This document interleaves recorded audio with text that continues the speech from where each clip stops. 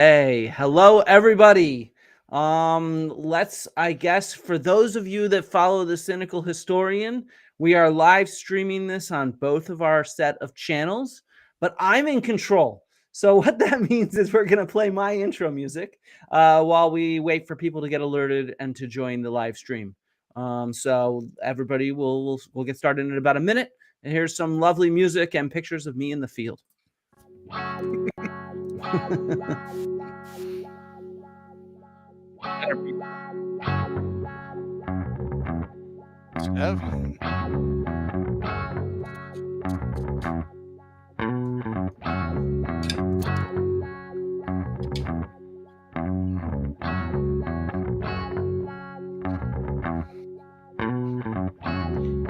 I can confirm that it is on both of my channels. Yeah, I can see the chats coming in from different channels as well. It doesn't say which is from which on my end. No, the ones in our restream thing that are in purple are from at least one of your channels. I'm not sure which though. Purple's got to be the Twitch. Oh no, I don't see anything. No, I see YouTube subscribers on them. Yeah.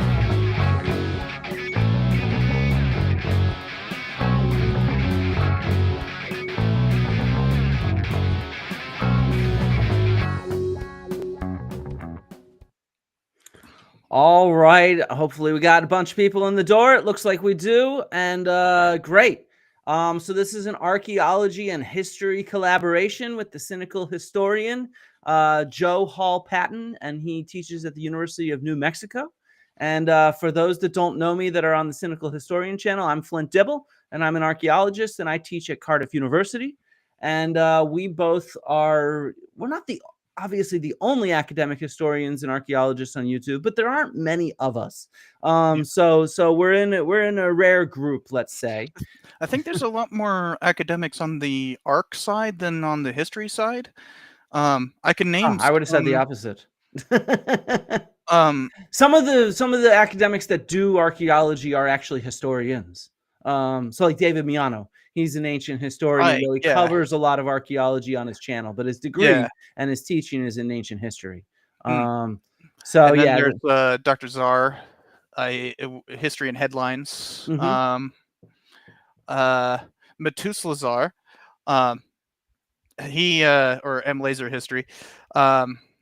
He is a PhD candidate right now, actually doing his dissertation on like public history. That's good. In history communication. So really, yeah, there are some. And I saw Benjamin Park, who's a Mormon historian who now has a YouTube channel. And we were talking about Southern Slavery Uncovered, which is also run by an academic. Evan, we're going to go and show some of your channel actually today so that we can look at that. Here? Yeah, I saw him in the chat. He noted that his daughter walks around the house and sings my old intro theme song. There's a war among my fans. I changed my intro theme song. I'm going to keep changing up the intro theme song so that they don't get too old and boring. I used to have an intro theme song that was like every time I showed my little intro, it played a song called Pro Made that was just like YouTube has a library of music, and it was just I typed in punk and that was the first thing to come up. I had that for the longest time, and when I switched it out, people did like get annoyed, but then I turned it into something that like added meaning each time. So yeah, so my first intro theme song is actually R.M. Brown. He runs a satire news channel, and he saw that I was on Rogan, so he made a song that makes fun of my name. And then when he found out that I wasn't like just some Rogan fanboy and whatnot, that I was an academic and an archaeologist, he then had me on and he made a second song about me. And then this intro theme song is actually one of my friend's songs. He's an archaeologist and a musician, so he gives me access to his music library, and I can just do with it as I want, nice. Which is nice. He's a good musician and a great archaeologist, and one of my best friends out there, Hussein Ozturk. If you're watching, Hussein, though you're not because you're in the field right now digging, but that's okay. So we are here to kind of discuss public history, why historians should be stepping up and entering the public sphere. It doesn't need to be on YouTube, though YouTube is as good a place as any to do that, where you can actually reach a wide audience. As And Marcus Lemley says, YouTube is the S tier of social media. the S tier, yeah, there you go. Yes, the YouTube is kind of the S tier. In my mind, I think I started off doing public history and archaeology on Twitter. And so I wrote Twitter threads, and that's how I sort of made my name publicly. And that's actually how I ended up debating Graham Hancock, was through my Twitter threads. But once Elon Musk took over, and once I started to realize the power of YouTube, it being so S tier. According to Graham, you were like controlling the media. That's what he says. I control the media, seriously, from my small social media presence. Exactly. But no, it was partly like what you said. I realized that there's so much demand for historical content on YouTube and in podcast format, and I've realized that it lets me have on all kinds of people for conversations to try to profile different aspects of the field. And then at the same time, like you do, I try to occasionally write video essays with some points to them. And you do a great job with that. Yeah, I really like your Oh, stuff. thank you. I seem to have gotten in a rut where I can't stop writing long. Like I just released in January my longest single written episode. Uh-huh. And I am almost finished scripting one that is approximately 20% longer. I can't seem to stop writing long episodes, and I need to figure out how not to. Yeah, I think my audience King Richard I, everyone. episodes. To Who is this? King Richard I. King Richard I looks so much like Tavro, my cat. Wow. Tavro, is that you? Did you get all the way to New Mexico? No, different hoovies, different socks. My cat has black paws. But otherwise tabby and very similar looking.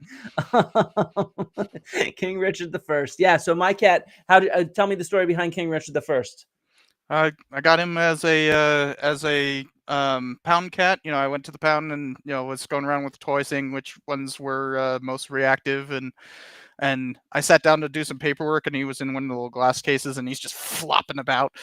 Like, okay, I need to see that one. And picked him. The pound had named him King.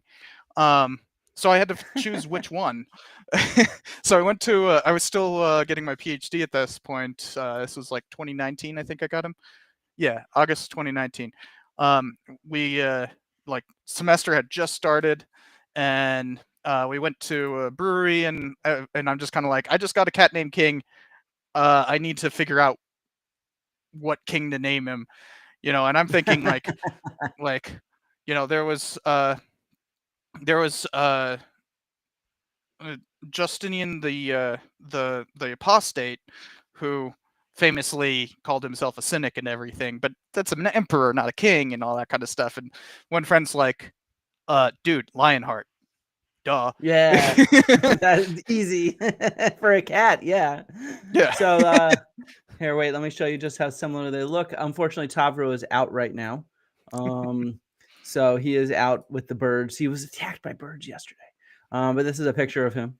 And so you can see he looks very similar. He's actually from the site of Knossos. He's an archaeological site cat that we adopted when he was about 5 months old or so. And right when we moved here to Cardiff. Knossos is in the Minoan thing? Yeah, Knossos is the, well, I mean, it actually exists through the medieval period. People don't always know about that. So I actually study like Roman period Knossos is the stuff that I look at. Huh.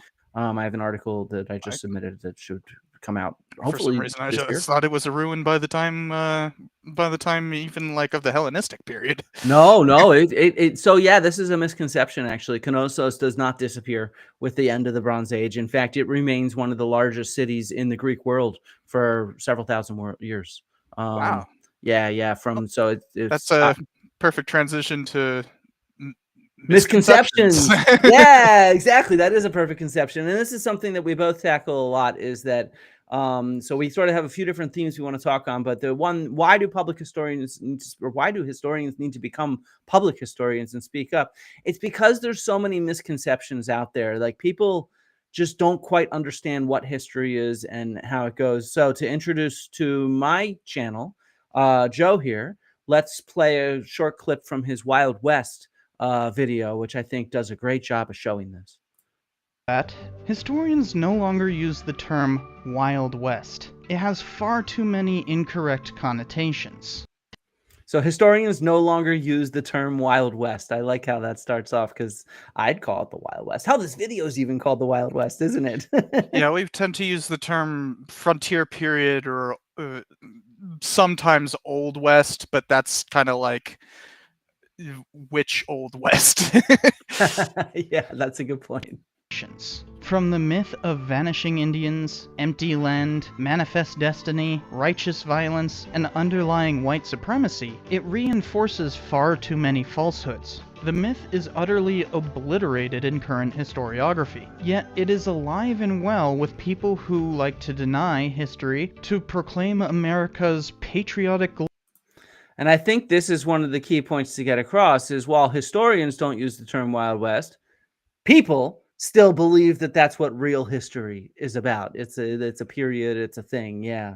So let's see why. As in conservatives. There has been a resurgence of the frontier myth since its demise, often specifically to glorify an inglorious past for the sake of blind loyalty. This is not patriotism, but nationalism, as in dedication to a characterization of a nation, be it ethnic, racial, or idealistic. This inevitably marginalizes those who do not fit that character.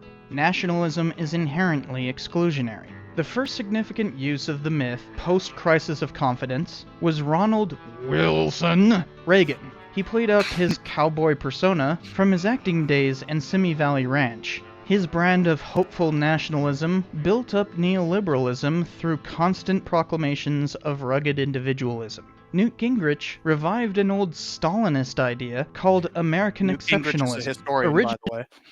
Which I actually did not know that American exceptionalism was used as an insult by Stalin. And this is actually, to me, was really fascinating when I saw this video of yours. I was like, what? American exceptionalism, which we prize, that originally started as an insult to us because we like to think of ourselves as so exceptional. Yeah, and it's also really kind of crazy how much Newt Gingrich, of all people, was the one to make that myth happen.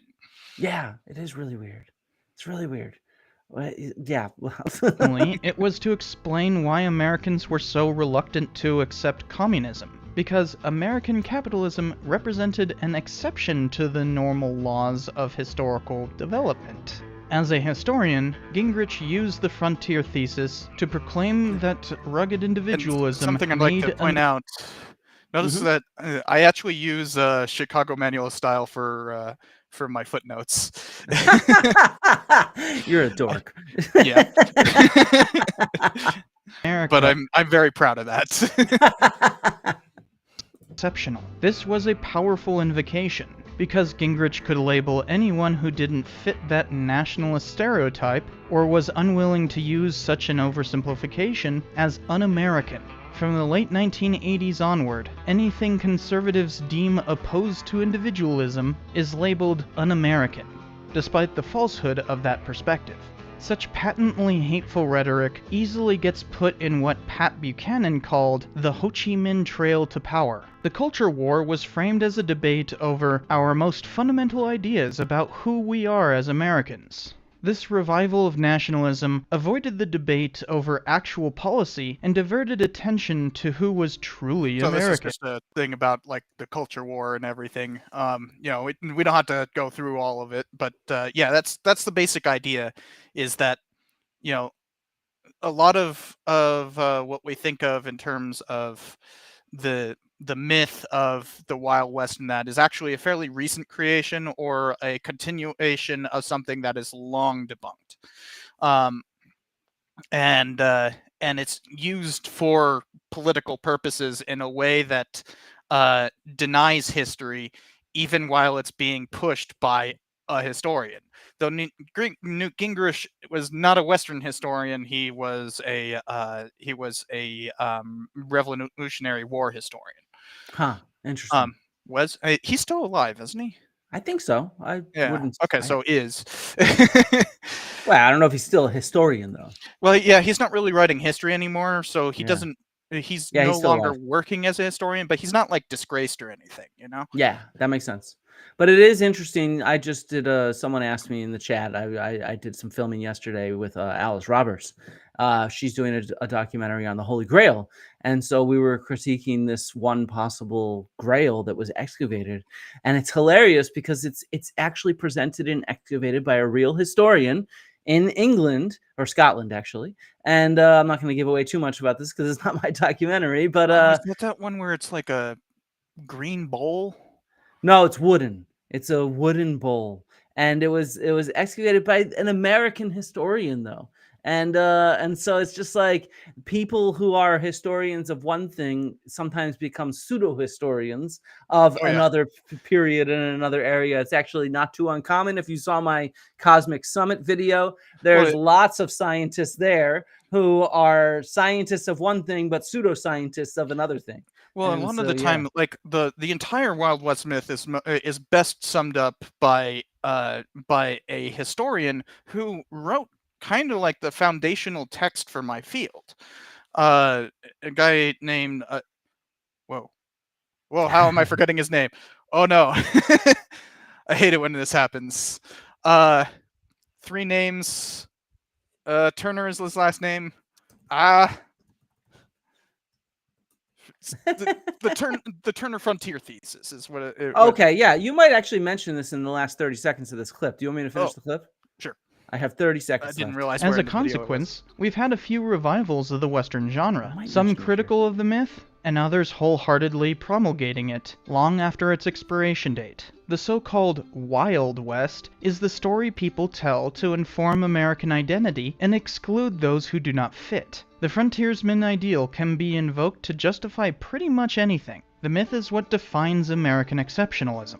Yet the truth is, there is no such thing as a national character. The stories we tell about the frontier need to improve and catch up with the last half-century of scholarship. There's plenty. No, that's all the clip I have. So I guess you mentioned it elsewhere. I think you mentioned Turner. Yeah. Yeah, I mean, like the video's like 35 minutes or something like that. But like, Someone mentions Frederick Jackson Turner. thank Yeah, you. there you go. Oh, it's Matthew Housley. Yeah. Matthew's comes to the channel. He comes onto my Twitch streams regularly too. And yeah, the Frederick Jackson Turner wasn't a pseudo historian. He wasn't speaking out of his field or anything. In fact, he was pushing a theory that basically became the foundation of American exceptionalism. But at the time, it was a wholly like accepted. It like if you know of the Columbian Exposition of 1893, kind of the biggest world expo Yeah. ever. It's actually the largest to ever happen, larger than the one that happened in England in like the Crystal Palace exposition, which was like 1858 or something like that, or the 1962 one in Paris, which is kind of like seen as like the beginning of modern computers. But like the both of those pale in comparison to the Chicago exposition, and Turner gave his thesis there. Huh. Like his building actually was across a field where the Wild Bill Cody, Buffalo Bill Cody, was doing his Wild West show. Like they could see it from the windows, and the other part of the Holy Trinity of the frontier myth, well, Teddy Roosevelt, possibly attended Turner's thing. They became pen pals and everything, and both of them would end up being presidents of the American Historical Association. So these aren't like fringe. This didn't start off as like some fringe theory that like kind of got accepted, or it didn't start off as like somebody outside the profession coming in. It was the call was within the house the whole time. Yeah. and but you know, the profession has moved away from it steadily, as more and more of it has been revealed to be wrong, or you know, misinterpretations, overgeneralizations, things like that. It still serves a role in the frontier. Thesis still plays a tremendous role. I make all my students read it. Like, Huh. like if you're taking the second half of American history from me, you will read it. Well, a very shortened version of it. Honestly, it's also one of the best examples uh, of writing an essay, writing a Okay. historical essay. It gets the point across in like 4 sentences, and like That's why establishes. it's so long lasting, because it's to the point. Yeah, well, Yeah. it's an excellent example of how to write a historical essay, and it's why it had such public appeal. Um, it was at a world exposition. Um, it didn't actually gain a lot of popularity at first, but by 1900, Frederick Jackson Turner was a household name. Like, Hmm. he was kind of the most famous historian besides who was then vice president. Um, and you know, the following year would become president. Uh, and you know, besides political figures, he was basically the most famous historian on Earth Hmm. because of Well, this. someone who would be up there would be someone who I would talk about, who is Ignatius Donnelly, who was a politician. I don't think And of him as a historian, though. well, I mean, he's a pseudo historian. And he was thought of as a historian by many people when he wrote his best-selling book on Atlantis. Hmm? And so, like, that's this guy here. Yeah, he was a And Confederate, right? no, he was actually pro-abolition. He was pro-abolition in the lead up to the Civil War. He switched sides in the lead up to the Civil War. He was originally pro-slavery, but then he became pro-abolition. Ah, Um, okay. yeah, exactly. And so he tried to. It's one of the things that people say, that we criticize him for his racist stuff, because he writes in very racist terms about especially indigenous Americans and Native Americans, but also about African Americans at times in his books. Not African Americans, African people. Um, and so, but the reality is just like with what you're saying with the Wild West, is this has a pervasive belief in today's world, where 60%, I guess more than 60% of Americans believe in the Wild West and the frontier myth. But 60% or so of Americans, 50 to 60% of Americans, consistently say they believe in a lost civilization such as Atlantis. And I mean, one of the points I want to get across here, Majority. Jeez. yeah, it's amazing. But one of the points I want to get across here is that we have to speak up, because this kind of stuff appears legitimate to the general public, right? Unless you've taken a class with Joe or a class with me, meaning a university level class on history and archaeology, these are the kind of things that look legitimate, because places like Netflix and Amazon and whatnot, they list them as legitimate archaeology and history still to this day. And so I think that that's something that I really want to get across is and same thing, it's used in a very political way in today's world, but it appears legitimate to people. People don't realize these things are myths. They seem to actually think these are legitimate ideas. I mean, even Well, that's Graham kind of Hancock. what a myth does. Is a myth is ultimately just the story that we tell ourselves to inform our identities. That doesn't have to be false.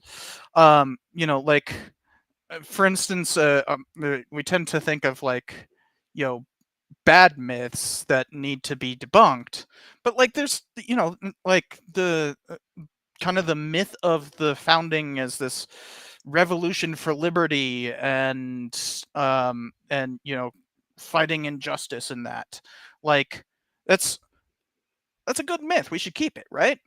um You sound like like Plato now. Plato's like, we yeah, should that's keep only the the noble myths that lie. tell moral things, and the rest Yeah, of the myths, yeah. yeah, I mean, like, the real John Brown was an was crazy and a terrorist, right? But like we can keep the myth of him, you know. Uh-huh. That's what we like about him, you know, and like or Teddy Roosevelt, like, you know, he is a myth unto himself, despite being a historian. You know, but like that boyish charm, that kind of like exuberance, you know, the strenuous life as he called it. Um, you know, we should keep that aspect of him, right? We should Mm-hmm. praise that, and let it inform our identities. We don't have to be completely, you know, anti-myth. It's just anti-bad myths. Yeah, and I mean, I think that we need to accept that there's always going to be myths. Not everybody's going to have a university level education in every single field of study. So that's just Oh, like even life. with, you know, even at the university level, we're going to have myths. Like, Uh-huh. you know, there's the myth of how like the history profession came to be. You know, first came Mm-hmm. Herodotus, and then came Thucydides, and you know, Total bulls. I mean, we could even go to the myth of democracy. You were talking about the myth of the founding, and it's like this idea that Athenian democracy, which I study ancient Athens. In fact, next week I'm gonna have Matt Beat. Me and him are gonna do a oh collaboration Matt, on yeah, democracy cool. and ancient and modern and what we can learn from it and stuff like Yeah, that. he's currently Next, doing a um uh I've it's not a postdoc. He doesn't have a doc, but he's basically doing a postdoc, okay, a fellowship. That's the word. that's Um, what you're looking for. um, he's doing a fellowship with University of Kansas about American democracy. So Yeah, that makes yeah, sense that that he suggested that as a theme to talk about for our first collab, and so it'll be part of my point though is like Athenian democracy. We kind of like aspire to it. It's like could you imagine, Joe, if you were able to vote on every piece of legislation, for example, because that's what the Athenians could do. All the Athenian citizens could vote yeah, on it, but it's like what we don't realize is it's not quite like that because hello, you have to oh, be a that's why it's citizen, you have to be male and you need to own property.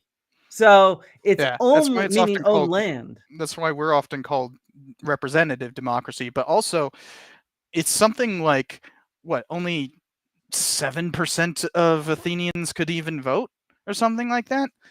And like if we have low voter turnout, um just said I have to reload the page. What the heck? You're here for me. Yeah, it says oops, something went wrong reloading. Oh, it said reloading the page. Oh, Um okay. I don't know, the error disappeared. But um you know, they had they had such a low amount of voters compared to us.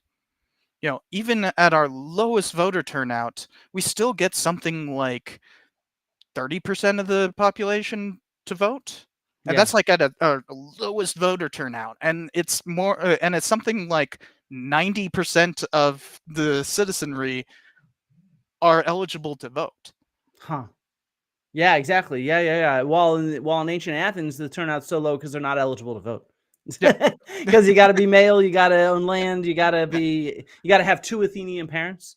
Yeah. So it's just like, And I have a thing on my server, like the way that the mod team can vote people out of, you know, if they, you know, are becoming a problem and everything, to vote them off the island. Basically, it's called the Socrates Protocol, and okay. and you know, it's a procedure and everything. You know, they have to vote for it and everything. And as I say at the end of it, it's like, welcome to democracy. Killing Socrates is a executing Socrates is a necessary part. Exactly.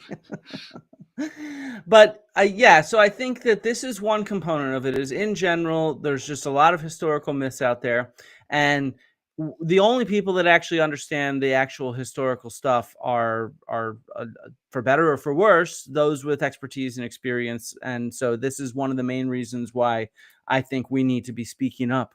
Um, I would say that there's another component to it where these myths alone, as we've seen with the Wild West or even with democracy and stuff like that, they're weaponized for political purposes to tell these kind of stories about who we are. and therefore what we should be doing politically.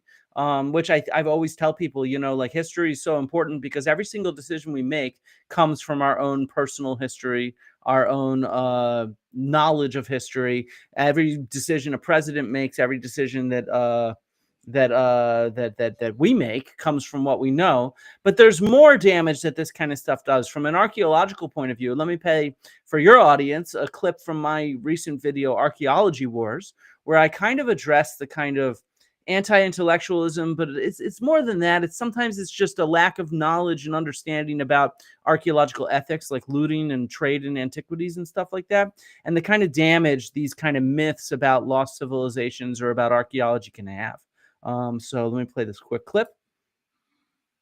At the same time, there's a clear relationship between pseudoscience and the impact on vandalism and looting and forgeries. So on the right is a pseudoscientist, Marcel Foti, who believes that the pyramids were built out of conglomerate blocks that were, geopolymers. And he proves this by acquiring a stone from Giza, licking it, and telling us how salty it is, because that proves the science that it's a geopolymer.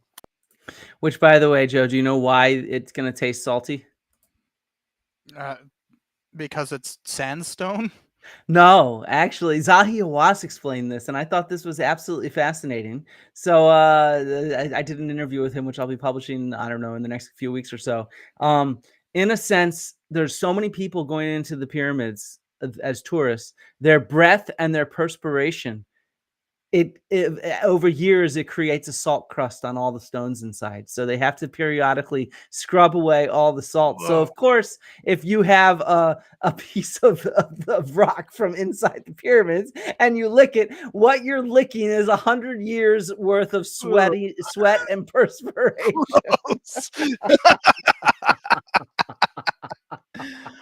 On the left, we have images of these granite vases. There's a whole cottage industry of YouTubers that acquire these on the black market. Some of them are perhaps legitimate archaeological artifacts that have been looted and smuggled out of Egypt. Others are possibly forgeries. And there's dozens of YouTubers that do analyses on these artifacts and claim they're too precise to have come from primitive Bronze Age technology. They must have been made with machines. Let's dig a little deeper into where they found this vase. While in Egypt a few years back with his father, Alex met Adam Young, who happened to have a couple of ancient pieces in his possession, including this vase. Artifacts like this do come up for sale or auction from time to time, usually from estate sales or from private collections. So here we learn that the vase was part of a collection owned by Adam Young, who acquired the pieces from private owners. As you may know, trading artifacts across international boundaries is illegal. Laws are different for different countries, but generally speaking, if the objects were obtained after 1970, it is more likely they were obtained illegally. There is a flourishing illegal antiquities market, and this causes a lot of problems for historical investigation, as you might guess, not only because it encourages the theft of artifacts from archaeological sites and prevents us from ever knowing where artifacts came from, but also because it encourages the creation of archaeological forgeries.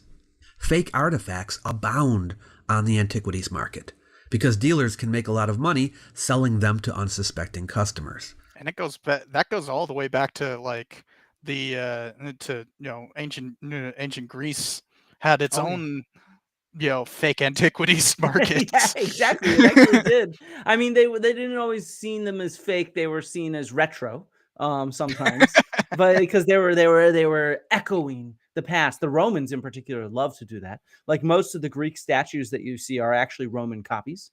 Or you see those like obelisks that they erected and tried to put on hieroglyphs, but didn't know how to like write in hieroglyphs, and so it's just utter gibberish.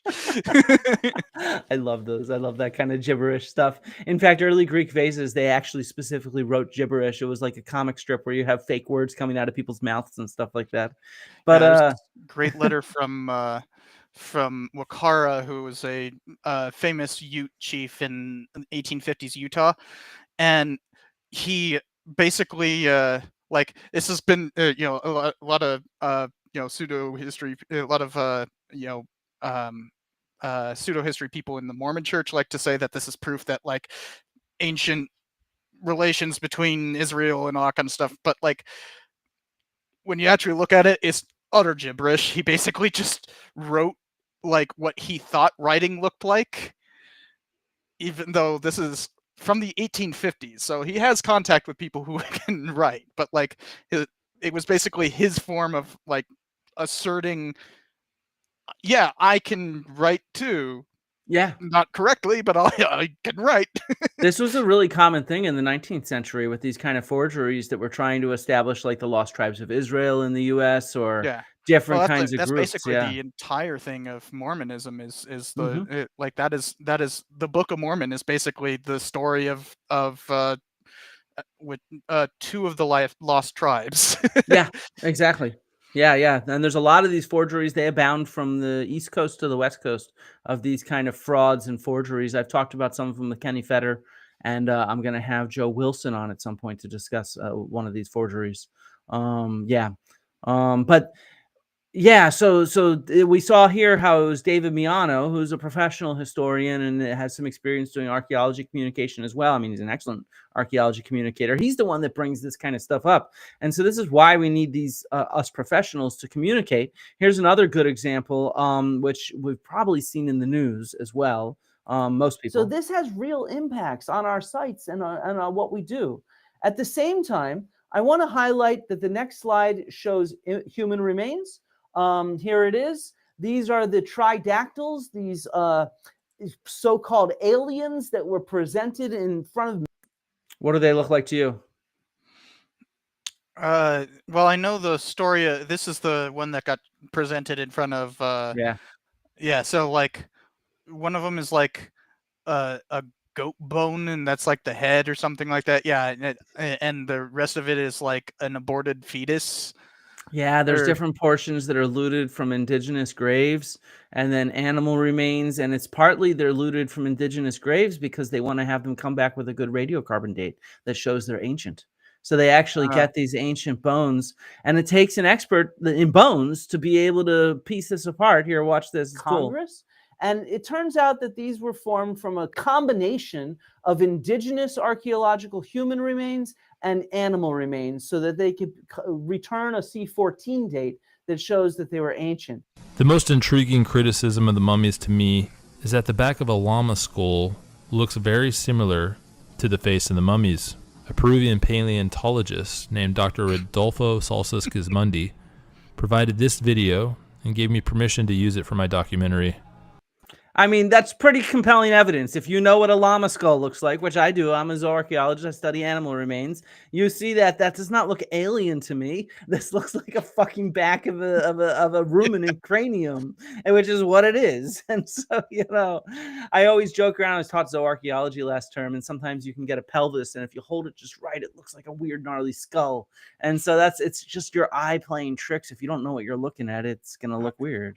I don't remember which YouTuber it is, but I know there's a YouTuber who regularly was it Stefan Milo? Might be Stefan Milo. He regularly shows up with a I don't know if it's a real skeleton or just a for show skeleton, but it has the head instead of the pelvis and the pelvis instead like it's bones. Yeah. It's very common because they sort of looks like one. Yeah. It does look strikingly similar to the facial structure of the mummies, and in my opinion, it's the best physical evidence that skeptics have put forward so far that shows that these might have been manufactured. And so this is the kind of damage that is done to this heritage here, just disrespecting and desecrating human remains as well as archaeological art. Okay, so that, I hope, sort of gives a sense to everybody where these myths come from and why experts are needed. But I hope we can, for the next bit, before we talk about how to combat this stuff, we can show the ways in which anti-intellectualism and anti-scholarship and anti-historians and anti-archaeologists exist. And so that's this next set of the clip to transition us. Well, I want to tie these together where we were talking about like myths that are kind of like more general. I mean, the Wild West myth, it's like, everybody believes in it in some way, even historians who denounce it. I absolutely love Western movies, right? Oh yeah, me too. Yeah. big fan of John Wayne, and yet I know just how bad of a person he was, and like how bad the history is behind a lot of it. But you take that kind of willingness to accept it just for the fun of it, um, and then people start wanting to validate their myths, and that's how you get from just kind of mythology that maybe we should leave behind to this kind of pseudo archaeology and stuff. Like who doesn't love Indiana Jones? But a lot of the stuff about like the what was the one with the Crystal Skull? The Crystal Skull was about like aliens influencing the ancient Mayans or something along those lines. I don't even know which it was supposed to be, but like the that makes people want to validate that myth. And that's how you get to things like this with the the archaeology where the pseudo archaeology where they're digging up bones and putting things together and desecrating remains. Like there is a not just a connection, but like the harder you believe in falsehoods, the more you need to make reality shape your misconceptions. Yeah, I agree with you. I think that that's exactly what it comes from. Is it's this cognitive dissonance of believing this myth because it seems legitimate. Like the Atlantis myth. I always say to everybody, of course, it seems so seductive and legitimate. It's embedded in Lord of the Rings, for example. Like, Numenor is Atlantis and Gondor and Arnor are the survivors. Yeah. Tolkien was very clear about this. And there's so many different examples of these myths that show up in our fiction. You mentioned Wild West movies. We could think about movies about democracy and the Greeks. We could think about all these myths we're talking about. They're so seductive because we see them everywhere, from fiction to nonfiction. And then you get some stuffy, arrogant fool like you or me who is like, no, actually, that you're wrong. It's actually not correct. Well, actually. So that cognitive dissonance then creates this kind of creation of frauds, like this desecration of indigenous remains that we've seen, where they have to use that to prove their myths, or the kind of attacks that we see on scholars and intellectuals and experts that we're starting to see increase in our world. Let's give a little taste of some of those now. Showing human remains now. And they also target our colleagues. This is a very clear targeting of our colleagues. For example, after the SAAs published a letter denouncing ancient apocalypse, Jimmy Corsetti replied by doxing the entire board of the SAAs, their names, their photographs, and their emails. And he said that these are people that are making these decisions and they should be targeted. And in particular, when somebody asks him how, he said that they should review their books with appropriate reviews on Amazon and appropriate reviews on ratemyprofessors.com. And that happened to Professor Bill Farley. There's this one guy, he's a huge YouTuber. He's like 1.5 million followers. Oh, okay. It's not who I'm thinking. No, and this guy, he convinced, he directed them at several people. One of them was me, and asked them to write fake reviews about us on the internet. I saw somebody else talking about this, I think. Yeah, it might have been Hoops or somebody, one of those guys. Because it was, or Flint Dibble maybe, might have been. So we were, so I had like 15 fake Rate My Professor reviews appear. That was like very weird day. And I tried to get them taken down, and they deleted some of them. Some of them are actually still up, and they're hilariously fake. They're clearly written by like 62-year-old men in their basements who definitely have never taken my classes. But they also called my employer, tried to get me fired. I had a whole day on the phone with HR and my dean and the police department, the university police department. Us professionals, and I've had days like that because these same guys have tried to get me fired, and I've had to speak with HR about some of the lies that they've slung about me and stuff like that. And it's like, they're very clearly targeting us with these kind of lies, just straight up fucking lies. And this isn't just on the individual harassment level. We see it in national policy. We have a current president who is vehemently attacking academia. Ohio, Texas, and Florida have all passed measures that literally can well, in Ohio's case, can actually criminalize certain curricula, but in all three actually have curriculum approval from like elected regents and stuff like that, and can be challenged by parents.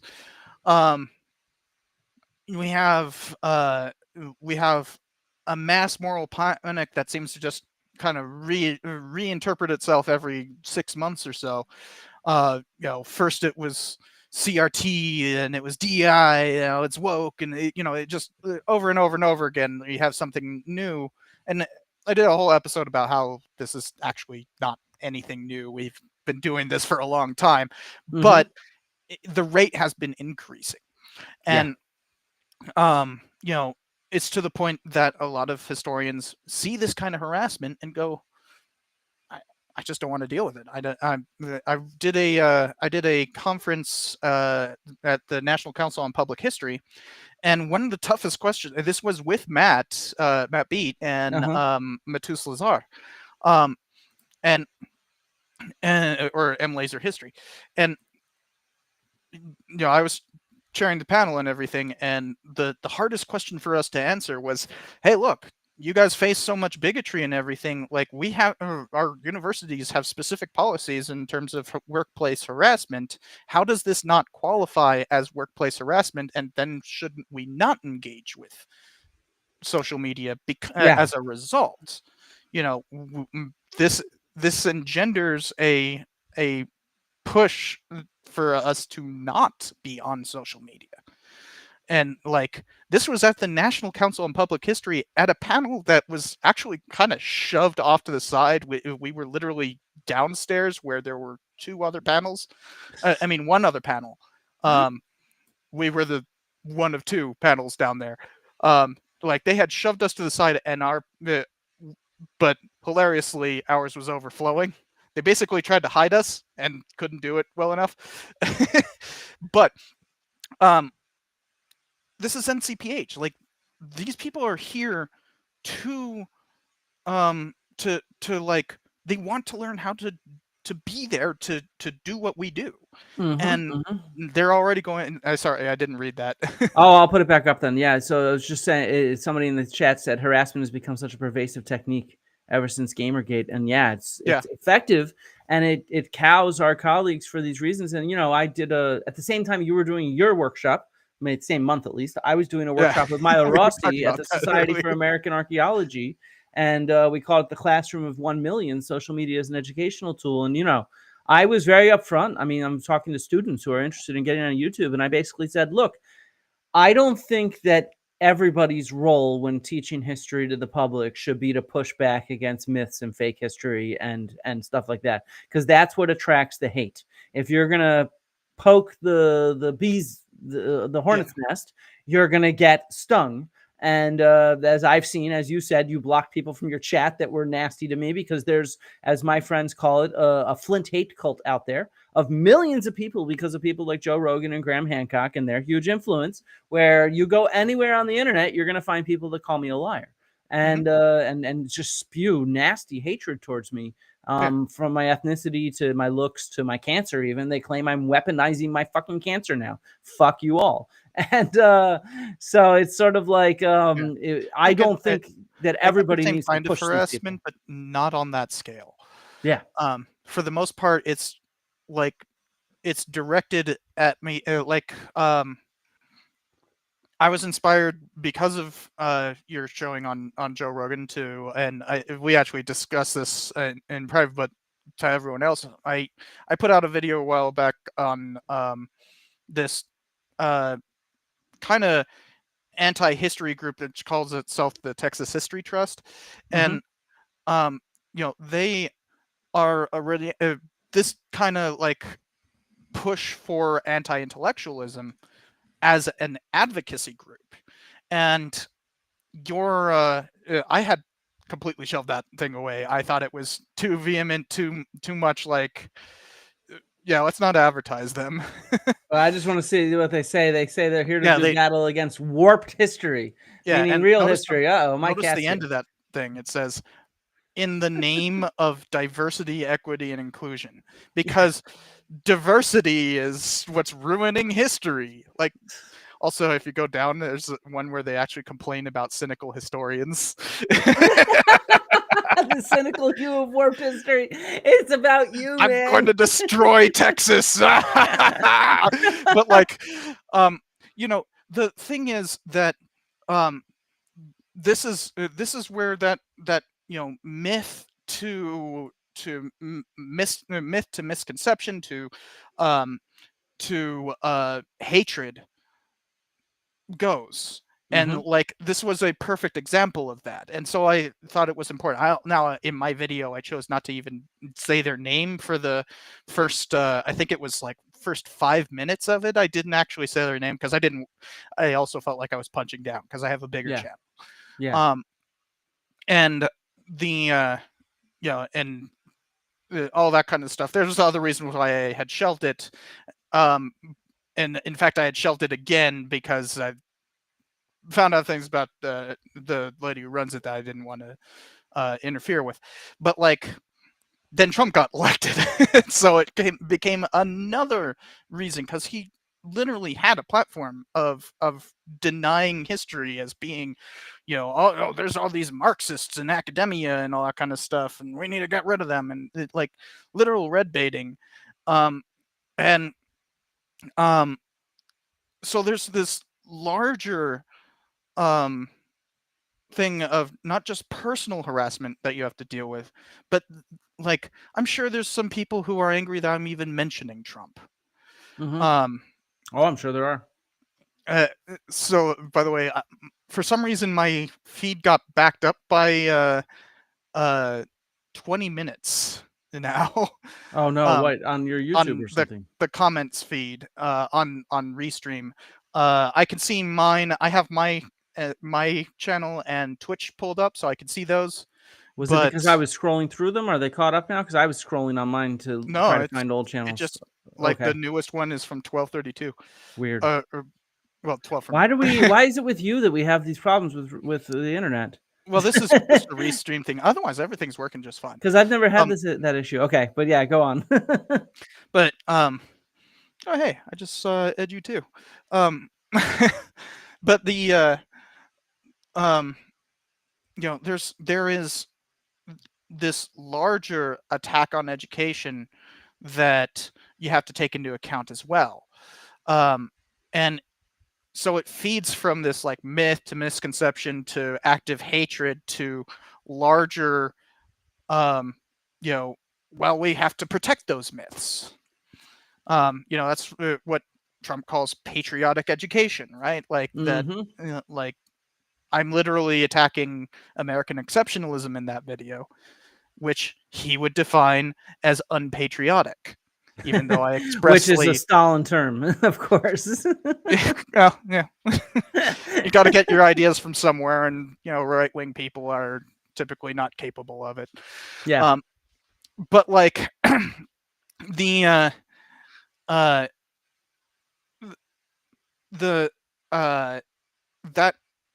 transition from that engenders that we will receive personal harassment. Yeah. It's just a necessary part of communicating this stuff. But there's a question as to, you mentioned that like by directly attacking the Atlantis myth or Wild West myths and stuff like that, by attacking the myth and dismantling it, that engenders the hatred. But you kind of mentioned that there's ways of you kind of hinted there's ways of going about it without engendering that hatred. Yeah, I tend to think that it depends on what your themes that you're talking about are. Certain themes are very hot button. I think it's probably going to be really tough to be an Egyptologist or a historian of the Confederacy and not push buttons. because there's large communities out there where these myths about the Confederacy or about ancient Egypt are part of their identity in such a clear way. On the other hand, I don't know if you're going to be talking about certain components of American history or Roman history that are less hot button, you can start to be able to teach stuff. But obviously, then you also want to dispel these myths. So, I mean, I definitely think that to do public history requires some courage and requires some ability to take it, meaning to take some harassment. Yeah. But And I also something think that there's I've learned is that there aren't really any niches that don't of course not. Yeah. have like it's interesting how often I will go into a new subject, because like I do movie reviews, and so that will often force me to like I just finished editing the Gladiators, which not my topic. But like like there's Commodus apologists, like what? I didn't even know about that until I started researching it. Like you find a new form of denialism Yeah, with every topic you explore. definitely. And and so sometimes you can really learn from that, though. You can learn what uh you know people take of value. Like, for instance, something that I didn't really realize was when I started doing all this Mormon history, and I called them a sect of Christianity. They are. Mhm. No ifs, ands, or buts. You say otherwise, you're either lying or a bigot. Uh-huh. But people hold that term, that Christianity, it deep, deep down. And so to hear somebody that they find repugnant defined as a Christian, suddenly, hold What? on. No, you It's like, insulted me. I'm a Christian, and they're not Christians. yeah, it's like, well, Mussolini was very pro-Catholic. If you're Catholic, how can you denounce fascism? Yeah. Like, no, of course you can denounce fascism. Like, just because it has some offshoot of a label that you identify with doesn't mean that you have to identify with that offshoot. Mm-hmm. Mm-hmm. I didn't know that. I didn't know people took it so freaking seriously. To me, I'm just using this academic language. It's a Christian sect. It's like, well, yeah, that's what it is. But but I didn't realize that there would be so much anger about Yeah. just stating the facts. And And I now think, I know that I need to specifically push back against that bigotry, yeah. because it flows straight from that. And I've seen it multiple times. I have a thing of bad comments on my server, so like if anybody wants to go to my Discord server, you can go find these comments, where straight up we had somebody who said they're not a Christian sect. Lilburn Boggs understood the assignment fully. That is a direct quote. Lilburn Boggs is the one who signed the extermination order for Mormons. Aha. Yeah.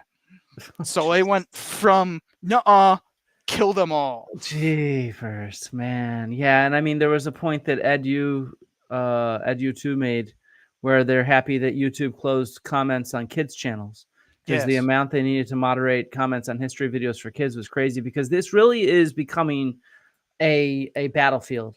And so I would say, actually, to be honest, I think that one of the best things that our colleagues can do is, if you have the grit and the courage to be able to withstand nasty comments, which I think a lot of us have that. I'm not going to force anybody to be exposed to them, though. So if you have that grit and courage, I think you should start a channel and start doing stuff. And like I said, we'll review a little bit of Southern Slavery Uncovered in a bit. But at the same time, I think another thing we can do is work hard to support those of us that are engaging in the fight. I find that even my colleagues, I know they support me, because when they see me in person, they're like, "You're doing a great job." But what they don't do is use their social media like and repost buttons. And it's just like, dude, Yeah. like, support us. This is all about fighting these algorithms. And this is why I put the caption down here.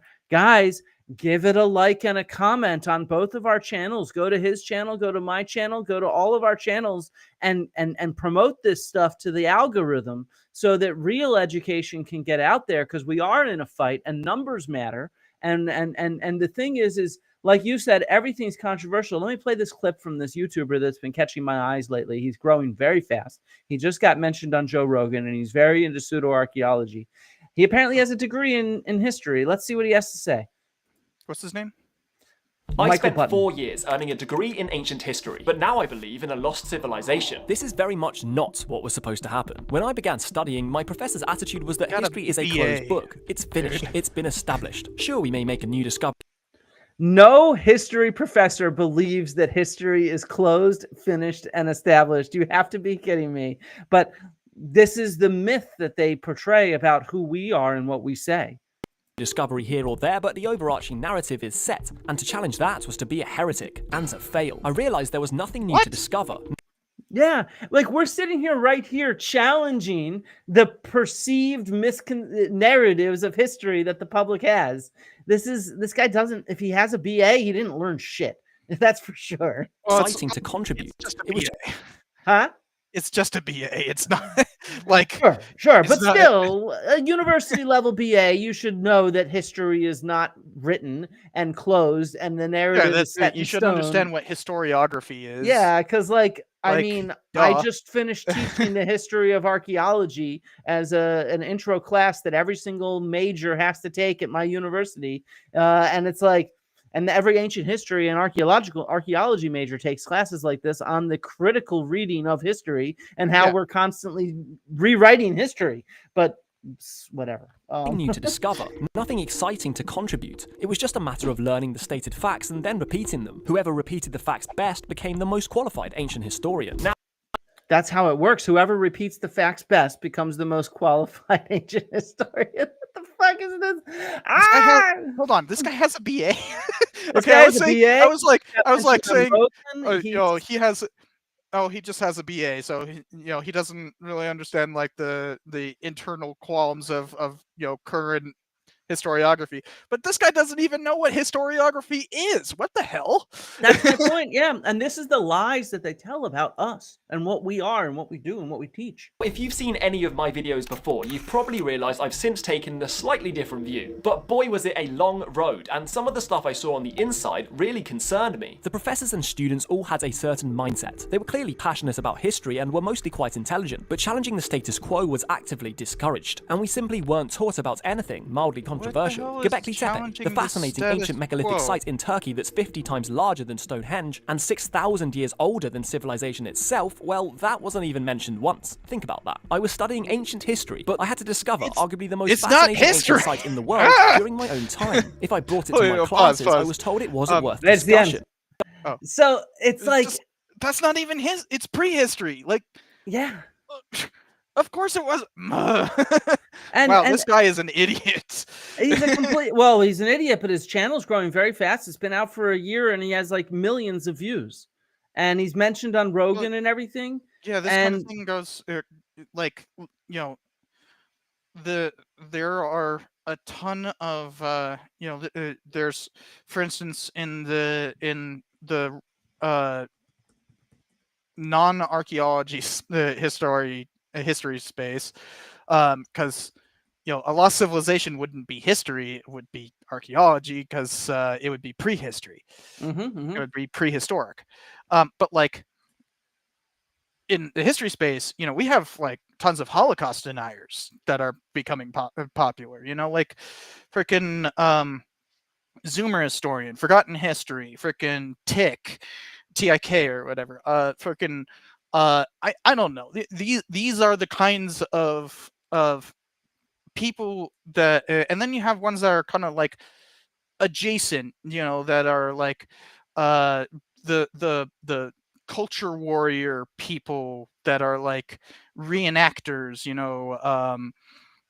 like Metatron or frickin' something Academy. I can't remember his name. Yeah, Khan Academy. Like, no, not Khan Academy. I know what you're talking about, though. Yeah. Yeah.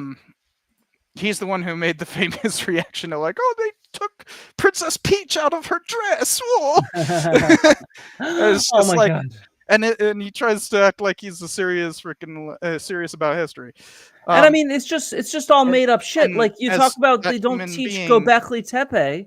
Look, this is the cover of the major archaeology textbook by Colin Renfrew and Paul Bond, yeah, Archaeology Essentials. It has Göbekli Tepe on the friggin' cover. You're saying we don't teach this stuff. You're just lying mhm. about what we teach about in school.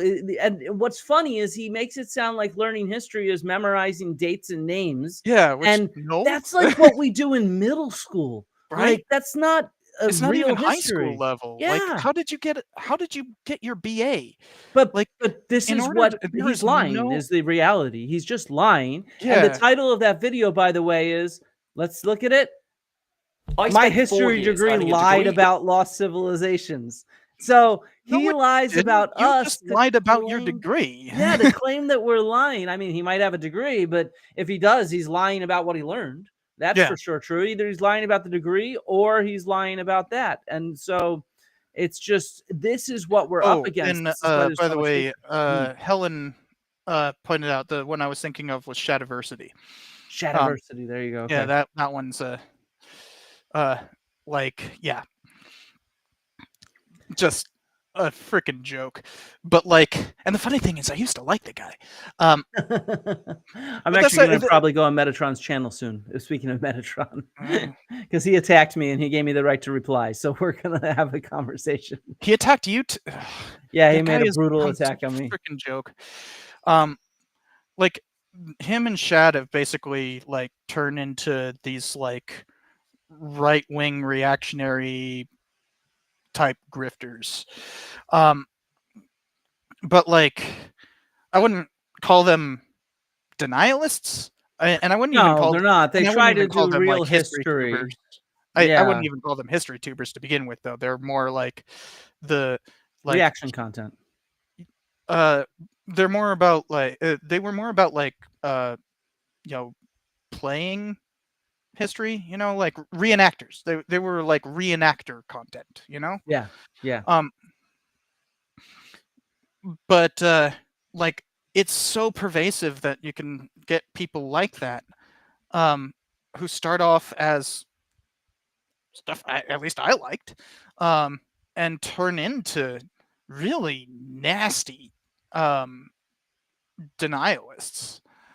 And I mean, drama gets clicks, and you're making your money off of YouTube, so drama helps. I know that. My best performing videos are about Joe Rogan, which people are like, "How dare you profit by mentioning his name?" It's like, dude, he has tens of millions of views to me. He mentions me all the time, but if I mentioned him, it's a problem. Like, Oh yeah. piss off. Like, you know, Oh you yeah, have to be kidding me. there's a whole thing of like I did a video about Johnny Harris. Mhm. And like the funny thing is the people who actually watch through the video kind of go like, "Oh wow, you were like really respectful and you know, you weren't like I was doing my best not to be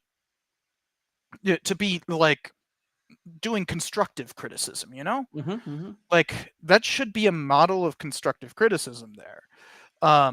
You know, this is how you criticize somebody without being like, "You're an idiot." Ah!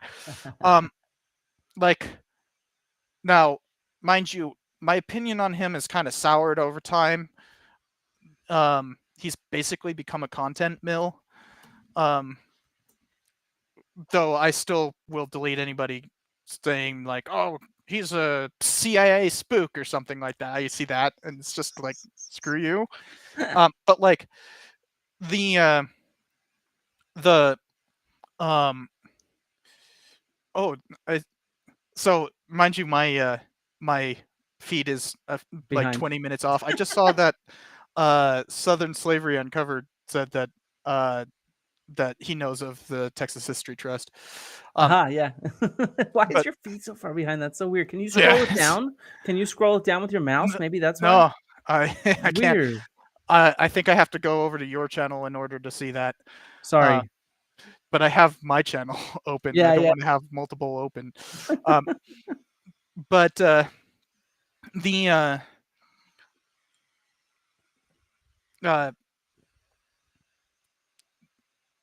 there is that cottage industry of denying history, and it really is sad seeing people who I used to like moving over towards that. Yeah. I Like agree. Debunking Dan, like I went back and looked because I recognized his like little profile thing. It's a pretty distinctive one, very goofy looking, and I think he does that purposefully. But like it sticks out, right? Yeah, of And course. so I was like, oh yeah, I've talked to this guy before, and I went back and looked on my Twitter feed, and it's like we've had a pretty cordial interaction many a time, even having some cordial disagreements. Yeah. So did I for about a year until he decided to create this narrative that I lied. I broke Yeah. him in some way by showing Graham Hancock to be full of shit, and he went off the deep end. I, My I, next clip actually is him. So yeah, keep going. Tell me about him. well, I lost my path about Johnny Harris. Oh yeah, okay, yeah.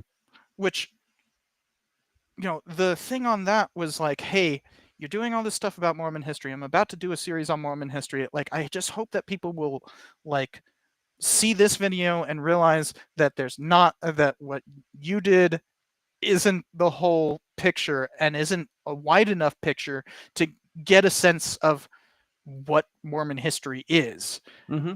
You need to either pin a comment or do something to rectify this error. And like that was the thing. It wasn't a like you bad. It was, hey, you made a mistake. Here's how to fix it. Here's how to do better. And like there's that side, and then you got Dan, who's like gone so far off the deep end where it's like, I don't want to have anything to do with you, dude. No, of course not. And I mean, what's so crazy now is just some of these people that are pseudo historians, pseudo archaeologists are pretty good. They're meaning by pretty good. What I mean is they're so consistent in what they say that if they believe it or if they're lying about it, it's really tough to catch them, right? Because they're really good at what they do. But then you have someone like Dan who, like, I'm going to show you his second most popular video, and it is just the most nutso fucking thing out there. It's called Egyptologists, or Why Egyptologists Lie to You. A little over a month ago, the Egyptian Ministry of Tourism and Antiquities announced that it had found a new tomb in Saqqara. Oh, well, a new to us tomb. It's an ancient tomb. It's said to house the first fifth dynasty pharaohs, Userkov's son. The first fifth dynasty pharaohs. He's just being goofy. Like, yeah. Honestly, that's kind of endearing, Yeah. No, I'm just making fun of him because I have to make. I'm obliged to make fun of the dude because he doesn't stop making fun of me. So Serefret. And this tomb is said to be noteworthy because it has the largest door to nowhere. Those fake doors that are a common feature in Egyptian tombs. This one's 14 foot tall, 3 foot wide, and pink granite. It is impressive. It's nothing to be scoffed at. However, it's not the most impressive feature of the find, in my opinion, and the most impressive thing to come out of the find, in my opinion, would just happen to be the fact that we are getting two different stories from official sources on the nature of this find. So strap yourselves in, grab something to drink, kick your feet up, get ready to hear me mispronounce I think I saw your coverage of this.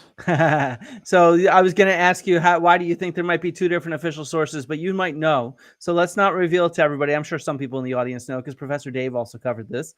But Professor Dave that I saw yeah. So let's see what these two different narratives are. Hi, my name.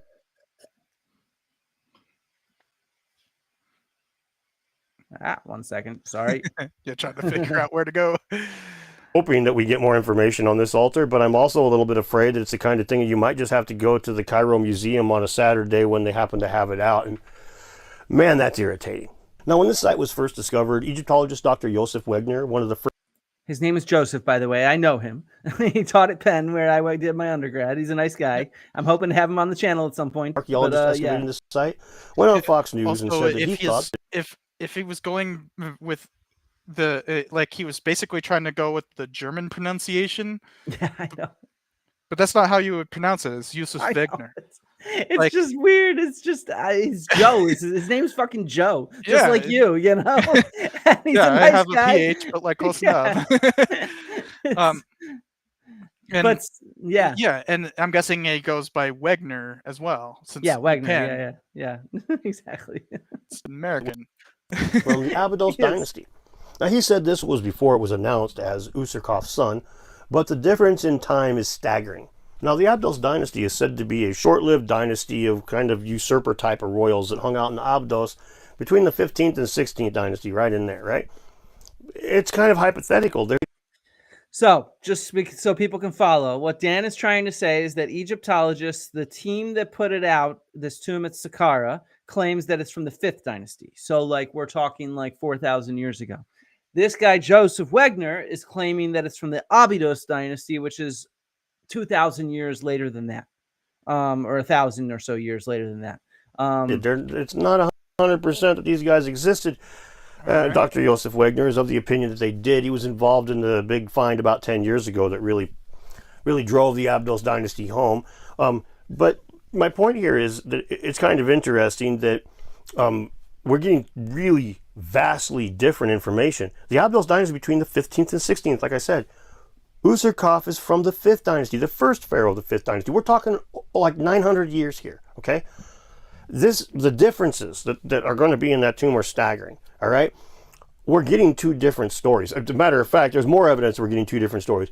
When you look at the information that they gave us on the Ministry of Tourism and Antiquities Facebook page, they say that it was a purely Egyptian-ran mission, right? Like that it was just Egyptians that were doing the find. But this guy's clearly an American, right? He's not an Egyptian. He's clearly an American.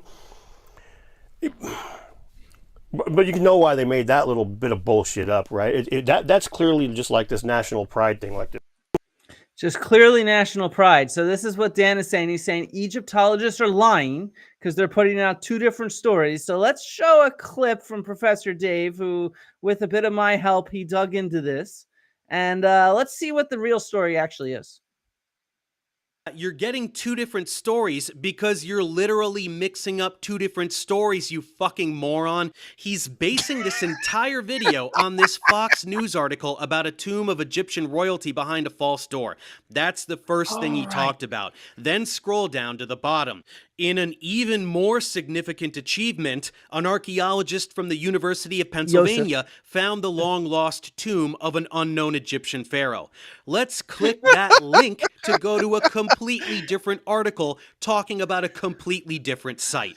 This one is near Abydos, and this is the second thing Dan is talking about, pretending it's from the same story and talking about the same site. Dan is so goddamn illiterate, and I don't mean science illiterate, just regular illiterate, that he is taking two totally unrelated articles about two totally unrelated sites and pretending that they represent some kind of confusion among archaeologists about the age and nature of the Saqqara site. And of course, he just... Yeah, also, That's Saqqara and Abydos are like... nowhere near each other. Yeah. I mean, they're in Egypt. I mean, don't get me wrong. They're both near the Nile. But they're like 100 miles apart. Exactly. And this is, again, the title of that video that Dan has 300,000 views on. His second most viewed video, which he's not taken down, is based on him being an idiot and mixing up two different news stories about two different tombs, at two different sites, and claiming Egyptologists are lying. Yeah, so you had the video from him, right? Like, yeah. was that a saved one, or is that the actual video? A little over a month ago. I don't need to play it, but does he have like has he posted a correction or anything? At the beginning of his video afterwards, he said, "Sorry guys, I mixed that up." No, I mean, like, he should have something in the description. No, he doesn't even have anything in the description. If we go to it, we can go to it right now. Or like the pinned comment. We can go check. Let's go see. Go see. Because this video is still doing numbers. Like, this was a recent video. It's not that long ago. It's like a month ago. 300,000 freaking views over the course of let me pull up a month. That's quite a good freaking showing. No, I want this button. So here we go. Second most popular, about 300,000 views. It's only from a month ago. You click on it here, and let's see. There's no pinned comment. The Okay. description, it just links to the tombs. Oh, yep, nope. Hieroglyph differences over time. Joseph Wagner's page. It doesn't mention any issues with Yeah. it. So, And yeah, it's still yeah, doing numbers. that's distinctly dishonest. Distinctly dishonest, while he's using this dishonesty to say that Egyptologists lie. Yeah. And he corrected it in his video afterwards, which has gotten like 10,000 views. Yeah, but So nobody saw it. If he didn't put it in the original video, then that's just plain dishonesty. Plain dishonest, because it's still doing numbers. It's still doing big numbers. As you know, you do a video that does a couple 100,000 in its first week, it's going to keep churning over the next 6 months and get another couple 100,000 views. Oh yeah, that thing's going to be over 1 million in the next year and a quarter. Yeah, and he's just letting it churn, and no correction, no nothing, while he claims that we lie. And so this is the kind of anti-intellectualism that we are up against. These people like Dan and Graham and Joe and Michael Button and Jimmy Corsetti and whatnot, they target us. And so, yeah, this is why whenever you speak up, it's going to get you targeted, because we are being targeted. And regardless, and I didn't show the clip and stuff, but one of the things that I want to point out, it's literally called for you for people to call your work and get you fired and stuff. Yeah, but no, I wasn't going to say that. I was going to say that like our colleagues get targeted whether they speak up or not. And so like Gobekli Tepe department, Dr. Bachvoy, she was kind of like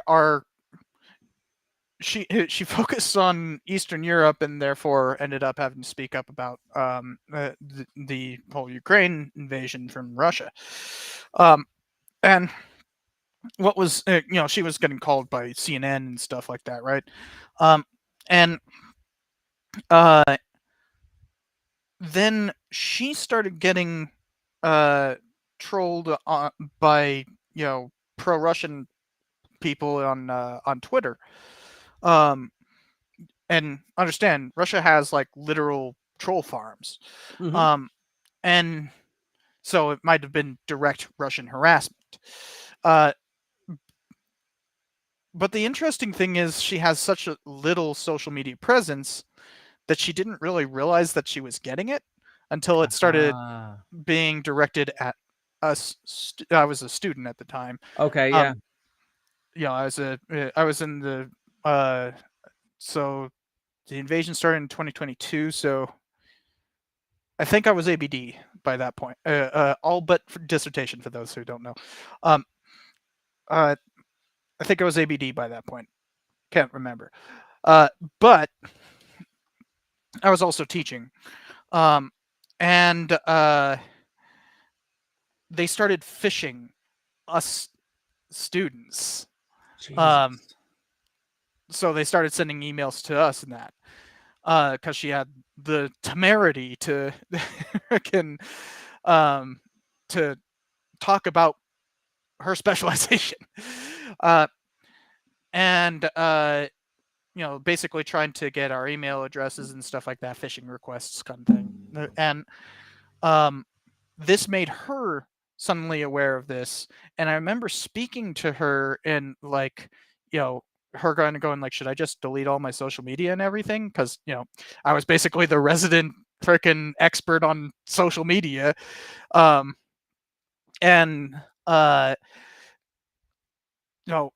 like, 1, no, 2, use it. Yes, I fully agree. And I think, as somebody says here, a Redditor, thanks, Redditor. Welcome to the world, climate scientists or any scientists involved in vaccines or GMOs. I'd say really any scholar whatsoever at this point are all targets for harassment. And just like with your professor, the Gobekli Tepe, we just talked about Gobekli Tepe, that team has been Wild West, nonstop harassed. And and I think that's the problem, where we say, oh, well, if we don't speak up, we're not going to be targeted. But no, we have plentiful colleagues that are not actually doing much speaking up who are being targeted regardless. Yeah. And so that's the problem. And this is why we need some of us to speak up, and we need all of us to support each other. And so I think that's the key, because we live in this world where these political wars, these culture wars, they involve all of science and all of scholarship. I saw somebody up above saying academics should leave politics out of it. And it's like, dude, No, politics what? are coming for us. The politics are coming for us right now. The No, also, like, politicians are cutting our funding. what the hell is Political commentators are history coming for without us. what the hell is history without politics? Yeah, of course. History is about politics. Yeah, Like, I'm what with is you. that? And politicians use history to inform their decisions Like, on what to do to make history in like future history. Thucydides was writing specifically from an Athenian perspective, Yeah. trying to justify why Athens should have won the war. Yeah, I fully agree. So here we have a few different questions that have come in. You got a nice super chat that's what's the most effective way to distinguish between harmless misinformation and deliberately harmful or destructive disinformation? I have an answer, but you go first since it's your channel. Oh, it's Kelly, SF Native Boy sometimes. You could tell from the icon from San Francisco. So I would say the easiest way to tell, harder to tell if they're sincere or a grifter, but deliberately harmful, or basically the difference between disinformation and misinformation is whether or not they're coming from some sort of form of advocacy. So if it is like PragerU is the easiest example of disinformation. They know that they are lying. They fully comprehend that what they are saying is a lie. Now, it's less obvious for other people, but for Dennis Prager will just sit there in his little armchair and talk about how he's lying all the time and like getting people to be more conservative. Yeah. And like that is such an obvious grift, but but other times, like with the Texas History Trust, for instance, I don't know if they're actually believe half the stuff they're saying or not. Doesn't matter. See, I'd actually disagree with you. What tells me that Texas History Trust is disinformation, my biggest tell is, all right, believing in the Wild West myth, fine. That's just misinformation that people get from, high school or middle school. Well, I was still saying that it was disinformation. I'm just saying I don't know if they believe it or the lady who runs it legitimately believes her. Is she misinformed and therefore pushing it on others? Misinformation isn't intentional. It isn't, I am telling you this to repudiate, the mainstream media or the, whatever buzzwords they want to throw out. Like Fox News is mainstream media. Give me a freaking break. But if they have that, call to action that, you're being lied to, that's disinformation. Misinformation is when you just kind of unwittingly spread it. That's the thing with the Wild West myth. It's like a lot of people, I'm sure there were a few people when you were playing that clip kind of going like, whoa, hold on, what? Yeah. Like, wait, what do you mean historians don't use this term anymore? Like, yeah, we don't. We absolutely don't. And there's a whole lot of reasons why. And that's what that whole video is about. But because you're just playing the conclusion. So a lot of people are like, what's the evidence for this? It's like, I'll go to the video. It's there. And I can't even, I think it's like 35 minutes or 40 minutes or something like that. And even that is just woefully short for this. I know people who have devoted their entire careers to dispelling the Wild West. Oh, yeah, for sure. Yeah. And Richard Slotkin is a great example.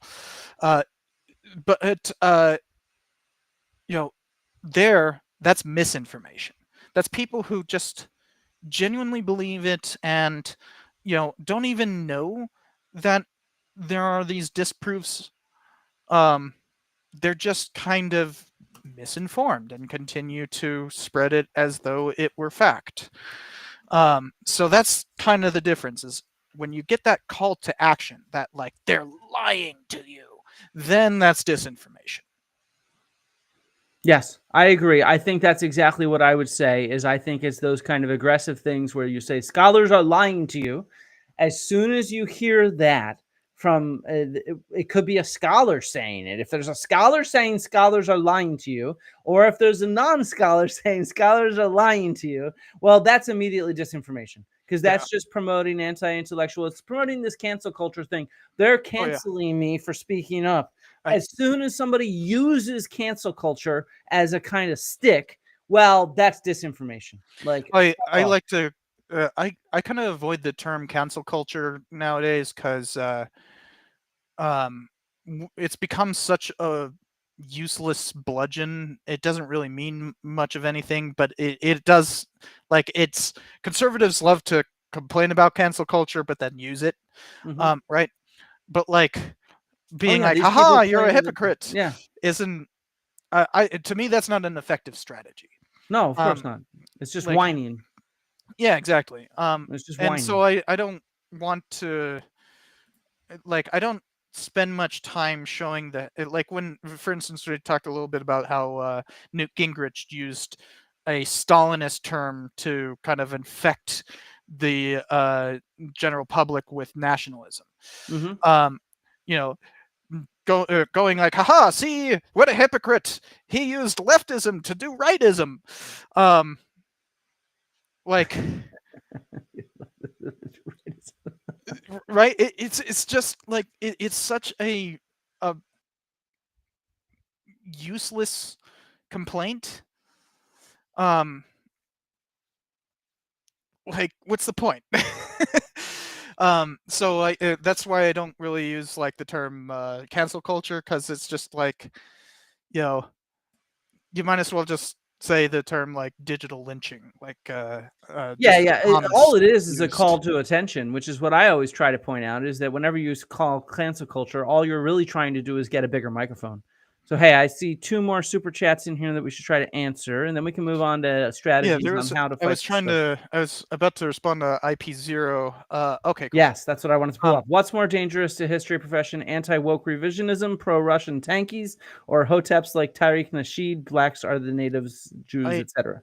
so there's a potential of hoteps becoming a much bigger problem because, we got Kanye West now. Um, like he literally is putting out uh, a music video called Heil Hitler. Like, Mhm. seriously. Um, that's gonna give that's gonna give uh, sh- a shield to people who are uh, willing to who basically crypto fascists who want to be more openly fascist. Mhm, mhm. Um, so that's going to become an increasing problem. But as of right now, lower than tankies. um, but anti-woke revisionism, lower than tankies for sure. Um, you know, where are tankies in power? Yeah, um, that's true. It's you know, about what's in power that I think impacts this stuff more than yeah, anything like else. we we got freaking we got an entire administration that is openly calling, anything that teaching about systemic racism, like, it exists. Yes, currently, no ifs, ands, or buts. That's just a fact. Um, but now I'm too woke. I'm teaching critical race theory. Um, so that is far, far worse. Like, tankies on the internet, they can be really annoying as hell because they take this like, I'm better than you kind of thing, but that actually like is really appealing to a lot of leftists, Mhm, um, mhm. and then drag them down the route of bigotry. Um, but while that's annoying, there's no tankies in power. Yeah, I think that you're looking at it in the way that I'd agree. It depends on who's in power and what myths are actually being weaponized and having an impact on what's going on. And so, I think you're right. I think it's kind of at this point well, Putin, of course, but I think it's actually the kind of stuff that's in power in America right now, Yeah. and they're the revision versions Yeah. of history that have Although- these problems. Yeah. Although I will take umbrage with the term revision, because what do historians do other than revise the past? Yes, of course. Yeah. I agree with you on that. I just said that because it was in there and it was in my brain. But yes, you're Yeah, right. no, I think well, the it's- term historical revisionism, that's what I there's know no that's such not what thing as a single IP0 narrative anyway of Yeah. history. History, I mean, we each study different aspects of history and we're all going to write it kind of differently. Uh-oh. Well, we opened up the floodgates to super chats. Obviously, yeah. So here we go with Brody Ferguson. So I got to be careful with that, because I had a stream recently where they were basically like, "We're gonna keep you on." Well, let's do a couple of these and then let's go on. We're so no more super chats for a second. Let's save them for the end. Yeah. Well, give us super chats, but save the questions for the end. I'm going to star them. Is what I'll do. That'll be helpful. So in Canada now, we call Aboriginal Inuit myths narratives. I was partly because it was one of your super chats. My audience is used to me saving them for the end. And then I was like, I saw one of yours and I was like, oh, we should be polite there. I was wondering how much weight archaeologists give to oral tradition. The records of the Franklin expedition in Canada was discovered in large part due to Inuit narrative. We give a lot of weight, as an archaeologist, we give a lot of weight to oral tradition. Oral tradition is sometimes some of our best history per se. However, we also recognize how oral tradition is formed, which means it's constantly evolving and adapting with new speakers and new tellers and new audiences. And so being able to recognize that any sort of history, textual history, oral history, archaeological evidence, it's not just sort of like a photograph. It is something that is nuanced and is embedded in kind of different aspects of society, and the stories they tell, the meanings they have. That's actually how we take it. We don't see oral history as just history, right? It's not speaking but we don't see written history as just history either, right? So instead we see it as what it is, which is oral traditions, which tell these stories that matter and also sometimes relate aspects from deep in the history of these peoples. Yeah, and I think there's one thing that gets lost, because this is actually a huge topic of conversation within the history profession. How much weight should we give to oral tradition? Because this is more. I mean, it says oral tradition, so not just oral history, but there's also a lot of stuff about oral history, because there's a general. I've participated in these projects. Like, for instance, I've ran interviews for the American Veterans Project, and in fact, I've been interviewed on there. You can find that. Basically, every interviewer gets interviewed so that they can know how to do it, and they try to have veterans do it.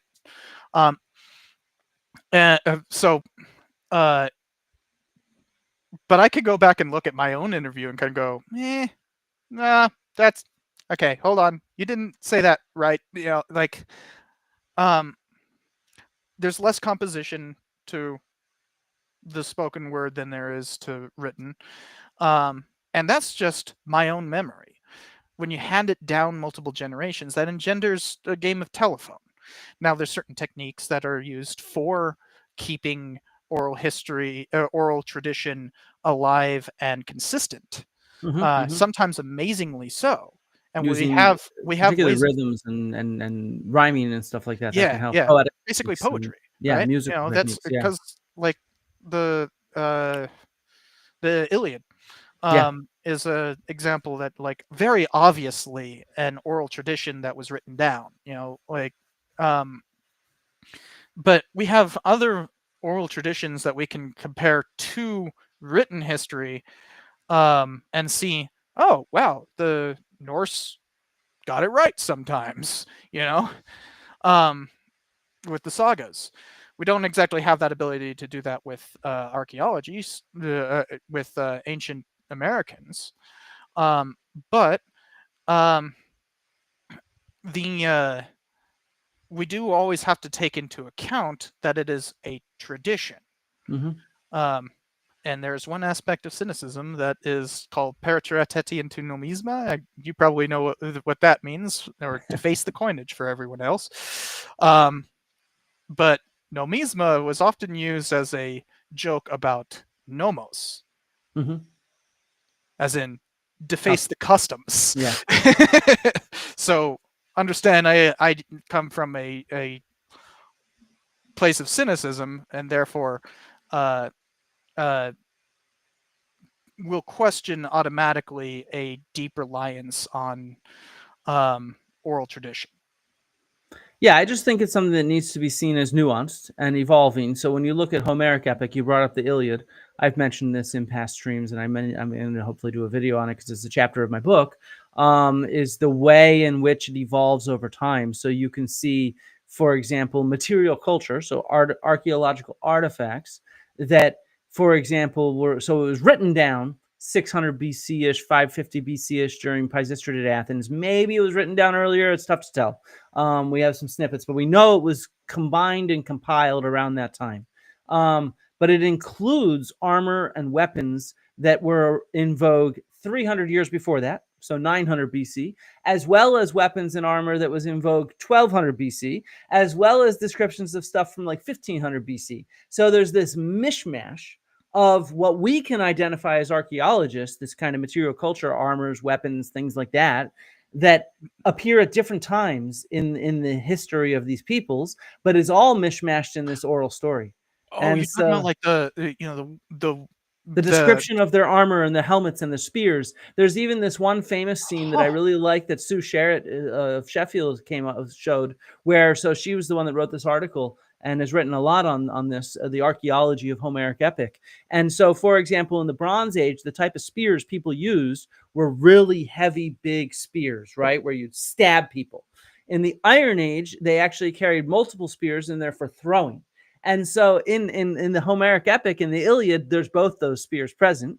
And there's this one scene where, I forget which hero it is, where within the space of a line, he goes from having a Bronze Age spear in his hand to having an Iron Age spear in his hand.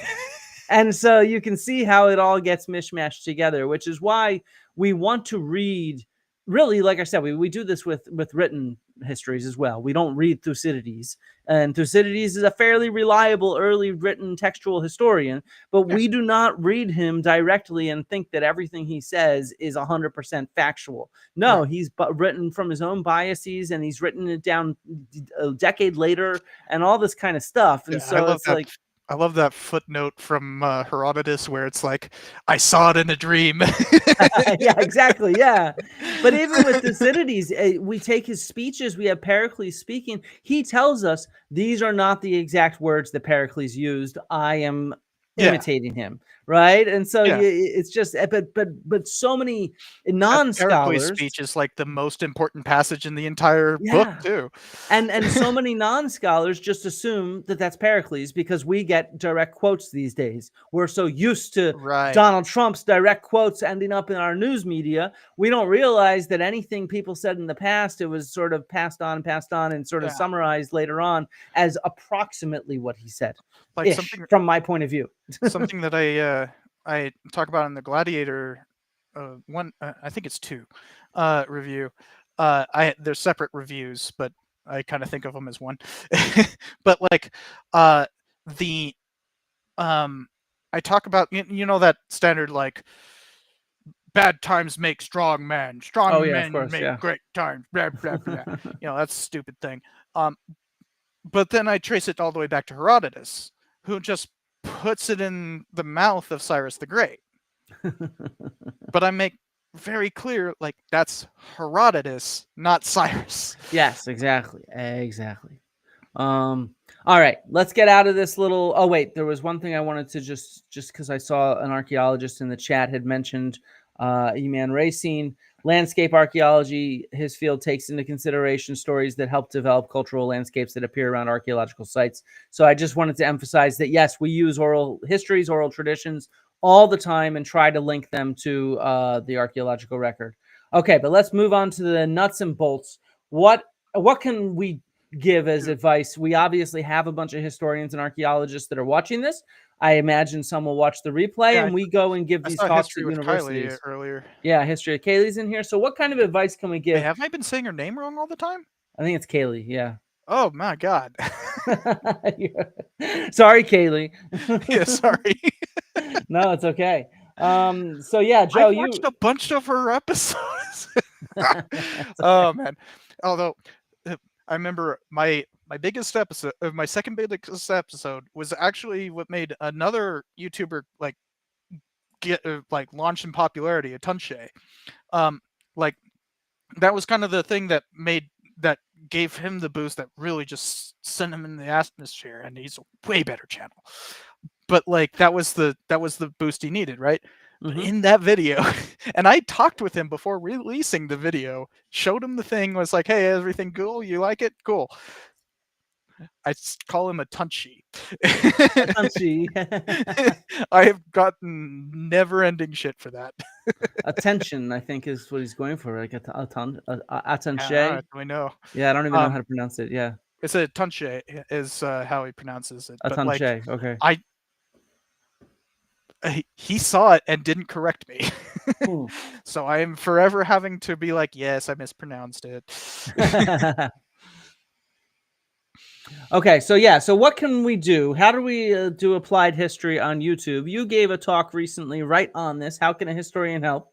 And what's your main takeaways for the audience here? What can we do with all this flood of there's a debate to be had, is positive versus negative history.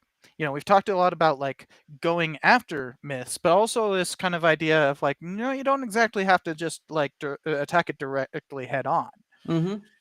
I've heard you call it pre-bunking, but I just think of it as just doing history, you know? Teaching. Yeah, that's what I say. Pre-bunking is a fancy word for teaching.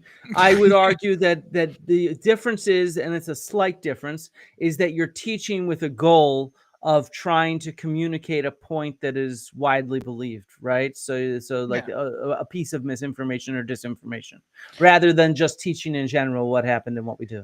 Yeah, so something in the slides there is if we go, you know, that's more talking about the first part that we've been in. Well, okay, so barriers of entry is worth noting. You know, it's really technical doing what we do, and you can see King there. He's the real one pulling the strings. Yeah, he's on he's on mic even here. He's like ready to speak. Sometimes I will, you know, how cats will like, oh, warm seat. I was literally just like recording something, and it's like, oh yeah, I'm going to be giving a talk. I better go take a picture. And then King's like, mine. But like, you know, there's that. There's also learning how to find your voice and everything, which the standard advice is find your niche, be authentic. Sounds cliche, kind of is, but it is good advice nonetheless. It is. This is what I did with Milo as well, as I kept trying to explain to the students, and we did a little film festival a couple weeks ago, me and Milo, where we highlighted some of the submissions from our workshop, which were really phenomenal. And it showed that many of them were very good at finding their voice, but it's not so easy to do. To be yourself on camera, my advice is really just to practice. You know, it's kind of like teaching. You go back on my channel, and it's just like 2013. It was bad. Like I am doing this dry, like I just finished my BA and I am going to deliver an essay. But like, you know, I might as well literally be sitting like this, you know. But like, you find it, you're allowed to make mistakes. You build up your reputation. It's all right there. Exactly. Exactly. I agree. But the next one is really where we should get to, which is figuring out how to fight this stuff while weighing the differences between, you know, positive history and negative history. I think of this as like positive history is just doing history, just telling the story, and you know, here's my thesis, here's the story, here's the evidence, blah blah blah, right? Whereas negative history would be like this is a myth. Here's what's wrong with it. Mm-hmm. So that's negative history. And you can kind of combine the two with that, like frontier history one that I did, where it's really about the history of that myth, Mm-hmm. which It's historiography in a sense. yeah, and Yeah. and in a very real sense, since the frontier myth starts with historians. Well, Mm-hmm. okay, no, it doesn't really start with historians, but like it gets its apotheosis with historians. So you can combine the two, but there's that question of where or what your attention should be devoted to, because you get more views when you do negative history, but it's soul draining. So one way I've tried to leverage it is where it says like timely history. You can do a history of something on its anniversary. Like the first time I did this was on literally the anniversary of the I recorded it the 2 days before or something like that, on the anniversary of the Christmas truce. Uh-huh. Yeah. On the centennial of it. And you go back and look at that video. One, it actually holds up, but two, you could tell how rough it is. But that was the first time I actually got some significant views. Well, no, that was the Disney one did first. Which is timely in its own way. Well, I was doing one. It was a video on what happened to the Disney Renaissance. I was very curious, and so I did a bunch of research and kind of came to my own conclusions and presented it. Mm-hmm. Just standard positive history. Events is another one. I do a bunch of movie reviews. Sometimes I'll even put out my movie reviews are realities. Have four major sections. You have the reality section, which is just the story it's trying to tell, but the real story. The scholarship section, which is basically historiography. Mm-hmm. Accuracy and inaccuracy. So sometimes I'll even put out that reality section before the movie comes out, or the day the movie comes out, or something like that. So you can watch the reality section and then go to see the movie. I've done that in a few of them. Like the Oppenheimer one did really well. And mind you, I hadn't seen the movie, of course. And then people are coming back from the movie going they did everything you said they should do. It was surprising how many things I talk about in it and then the movie mentioned. So it's not just negative here's the real story and here's what they got wrong, but I genuinely love Oppenheimer. It's one of the best history movies to come out in the last few years. And that was because I had already done all the research.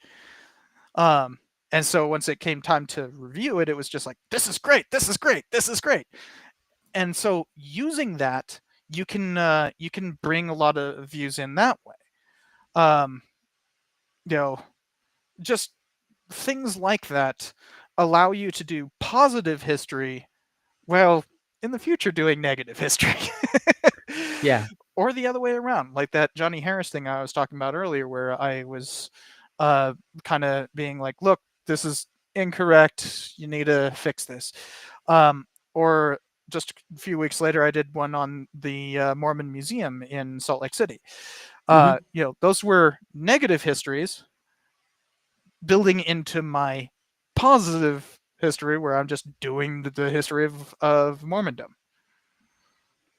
Yeah, no, I actually agree with quite a bit of this. In fact, it mirrors quite a bit of what I talk about. Let me see if I can pull up one of my slides from my workshop that I did. Come on, computer. Don't be foolish. Where did that go? Sorry. No worries. You're out Give me drinking time to open beer. up another beer. Here we go. So this is my rules for engaging with these kind of more, so doing negative.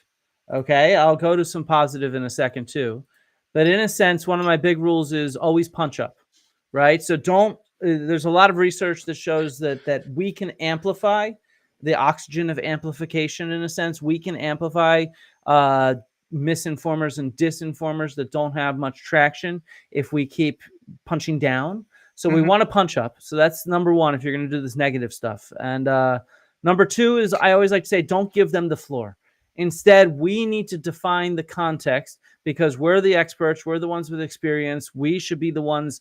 Don't debunk, pre-bunk, right? You know, that's kind of what it's saying. Start off with some real stuff like you did with Oppenheimer. And then if you want to go be a little critical of the movie, okay, mix in some criticism, but keep the picture on real history and real archaeology and real scholarship. And then one of the other things that I always say is act deliberately, not emotionally. It's really easy to start getting emotional about this stuff because you're in these culture wars conversations online, and it's like you get insulted, trolls come your way, but actually do your homework on what these people say. Don't call Graham Hancock an ancient aliens person. He's an Atlantis person, for example.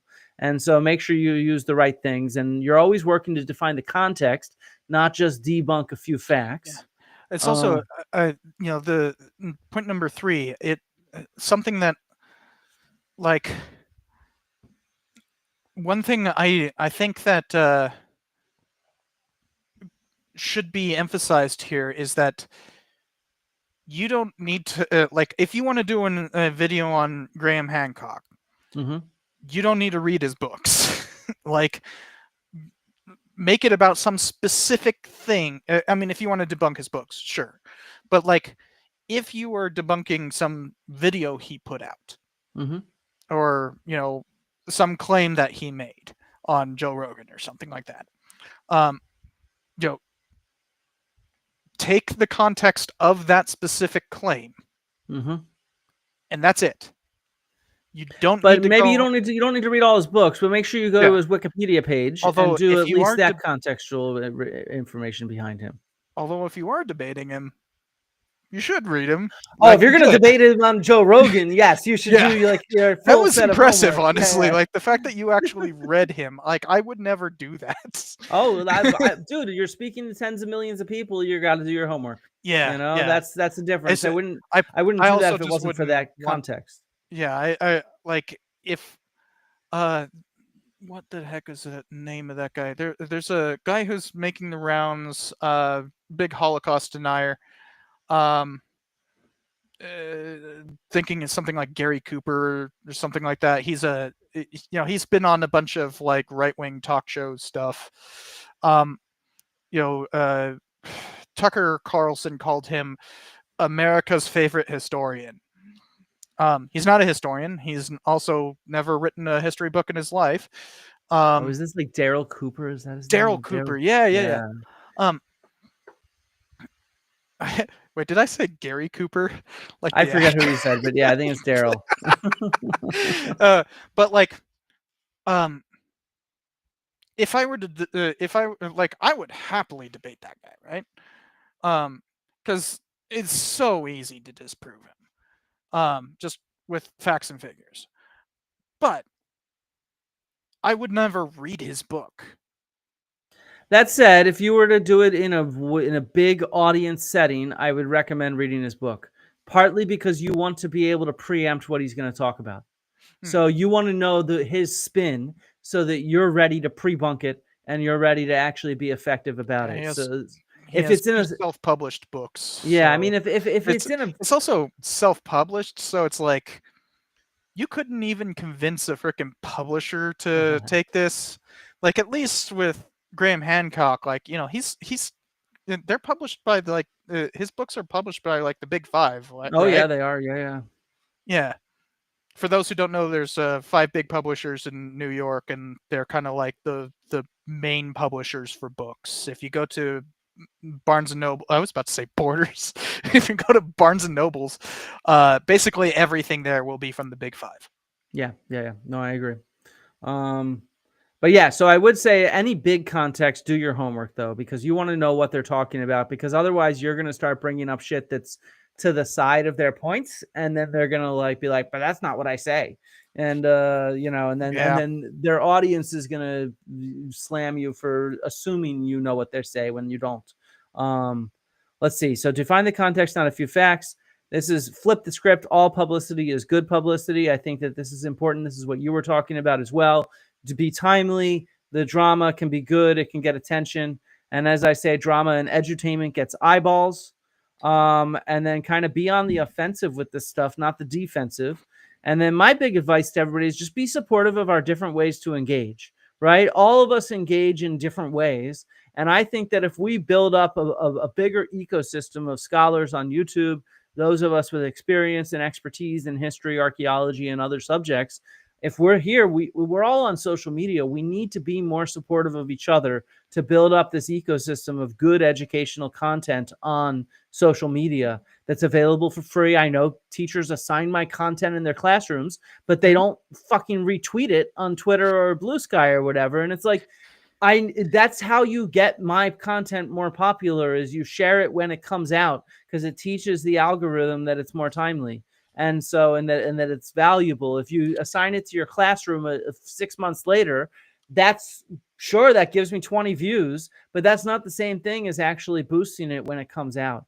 And so I wish our colleagues would be better, at least about that. Well, the interesting thing there is, like, I mean, I'll admit to I am often forget to just be like, hey, this was a great video. Let's I put try it to on share Twitter. other YouTubers' videos on my community posts area of YouTube all the time, because I've discovered that community posts, when somebody shares one of my videos on a community post, it makes a noticeable difference. Well, if I tweet it out, I have a large Twitter account. I have like 40,000, 35,000 on Blue Sky. The click-through rate sucks from other platforms. Yeah. The click-through rate when somebody's on YouTube and sees my community post, say sharing one of your videos or sharing a video of Stefan Milo or any of these other people, that makes a difference. And so what I want to Have I been convince, saying that wrong too? it's Milo. Yeah, he corrected me when I had him Oh, on not God that long ago. damn it. Yeah, I say it wrong too. And so my advice to all the YouTubers that are in the audience is make a habit of sharing other YouTubers' YouTube videos with your community posts. If we all start doing that, it will boost each other in a big way. It'll also teach the YouTube algorithm that our channels are linked, because we reference each other. So therefore, after a cynical historian video, you'll be recommended a Flint Dibble video, or vice versa. And Yeah. so I think that it's really important that we train these algorithms that we are connected and that we share similar sorts of content. And so that's what I think are Yeah. some of Well, my... we used to have and I did send you a link to this. You still have we have a Slack that is a bunch Yeah, I of need to history get on there. tubers. Yeah. Sorry, I Yeah. don't use Slack, so I need to I sign up. suggested this a while a couple of weeks ago or something like that. Here, let me pull it up real quick. Probably more better at saying what I said by just looking at what I said. Yeah, so floating the idea, what do y'all think of a group project like the big collabs of old? We used to do these big, like, I remember when I did Project Mad, it was like 35, 40 channels on that one. Focused on denouncing mis/disinformation. Half of us have done something already, some even focusing on it. Making some culminating statement, at least attempting to show a unified front, seems not only pertinent and urgent, but positively transformative for HistoryTube. And generally on there, we tend to include ArchaeoTube as part of HistoryTube. I would hope so. Yeah, I mean, like, the weird thing is there's EduTube, which is like, the larger thing, and there's We Create EDU, which is like the EduTuber thing. But that one, you have to apply to join it and then everything, and it's a lot of people just don't want to try to face any kind of scrutiny by applying, and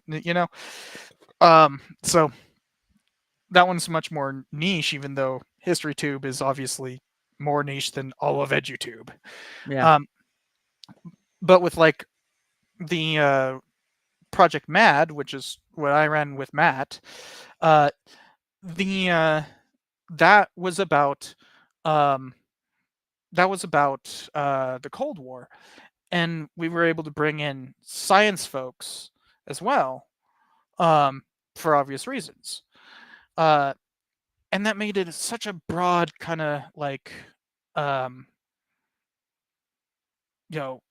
showing scholarly solidarity, and that's what we're talking about here is showing some sort of scholarly solidarity. And that's what that hopefully could do if I ever get around to actually organizing it. No, I agree. I think, and it's something. So we do this. I think we're going to do it again in the fall. This Real Archaeology Festival. Yeah. And so I want to get more historians involved and other archaeology adjacent people to make it into a bigger festival. Because we all, history and archaeology are so related. So is anthropology. So are so many different sciences. Yeah. Archaeology is very much an interdisciplinary study. And so yeah. And if my cancer had not returned, it was about this time I started talking with Sam Gregson, the bad boy of science. He runs the YouTube channel called The Bad Boy of Science. He's a physicist.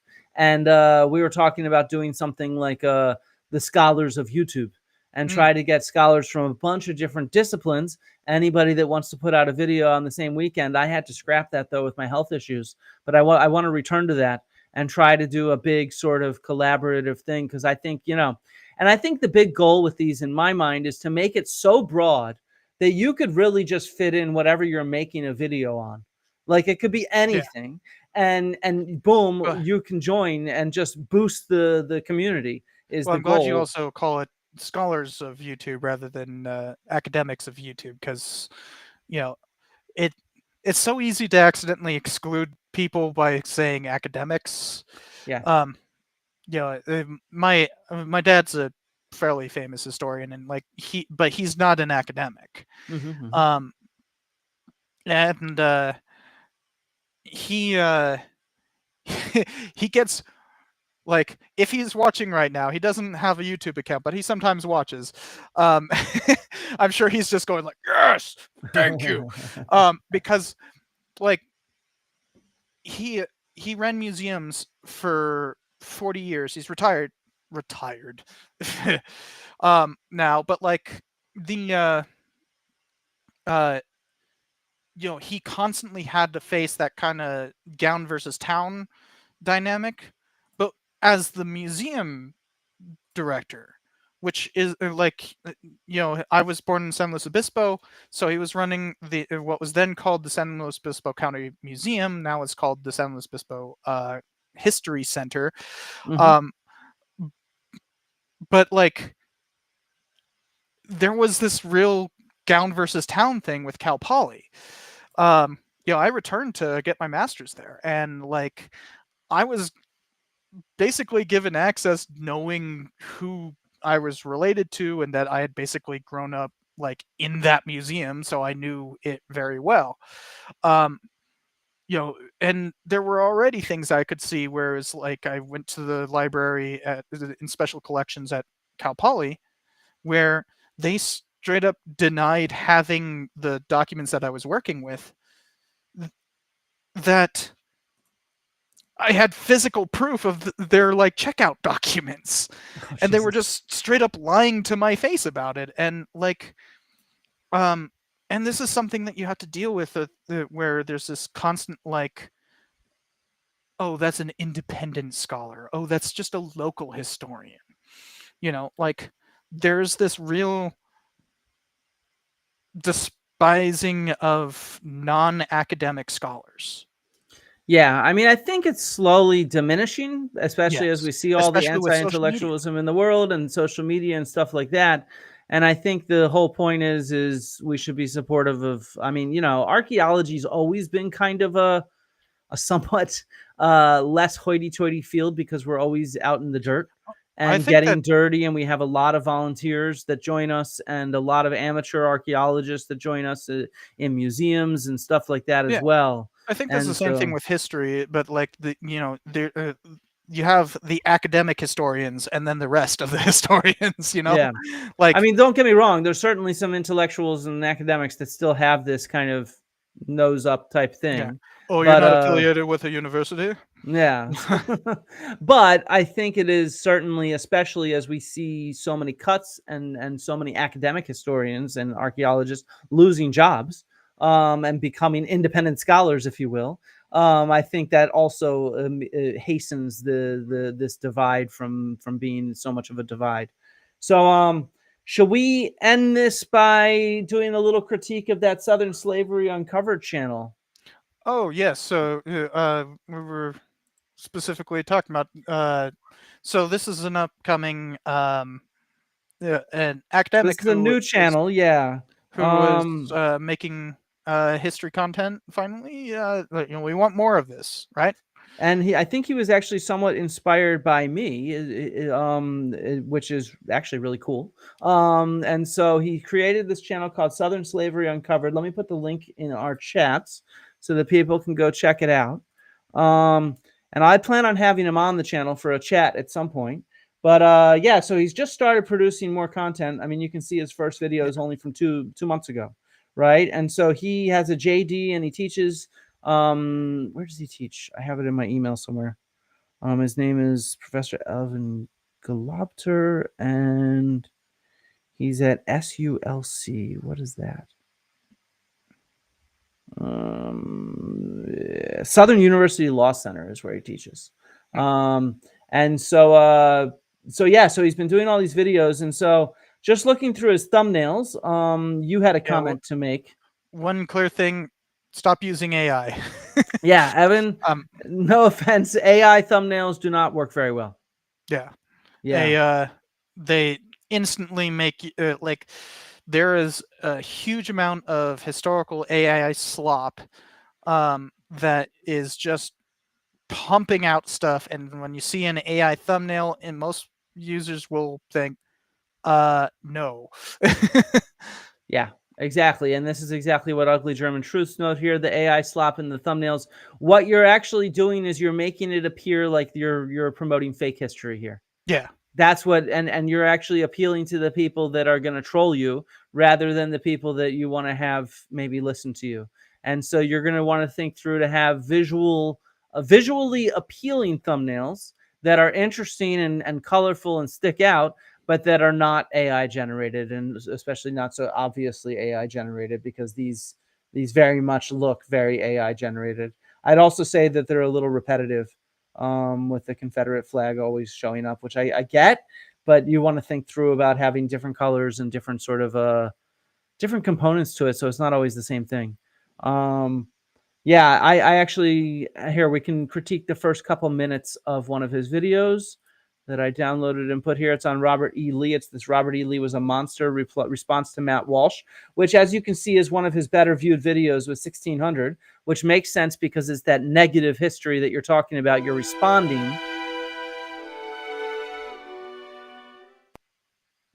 At the time I'm making this is video, coming in really low quality for me. Is it? This is the quality that it is. So he's going to have to work on the quality of his video and audio. Oh, is that actually, is it just, sorry.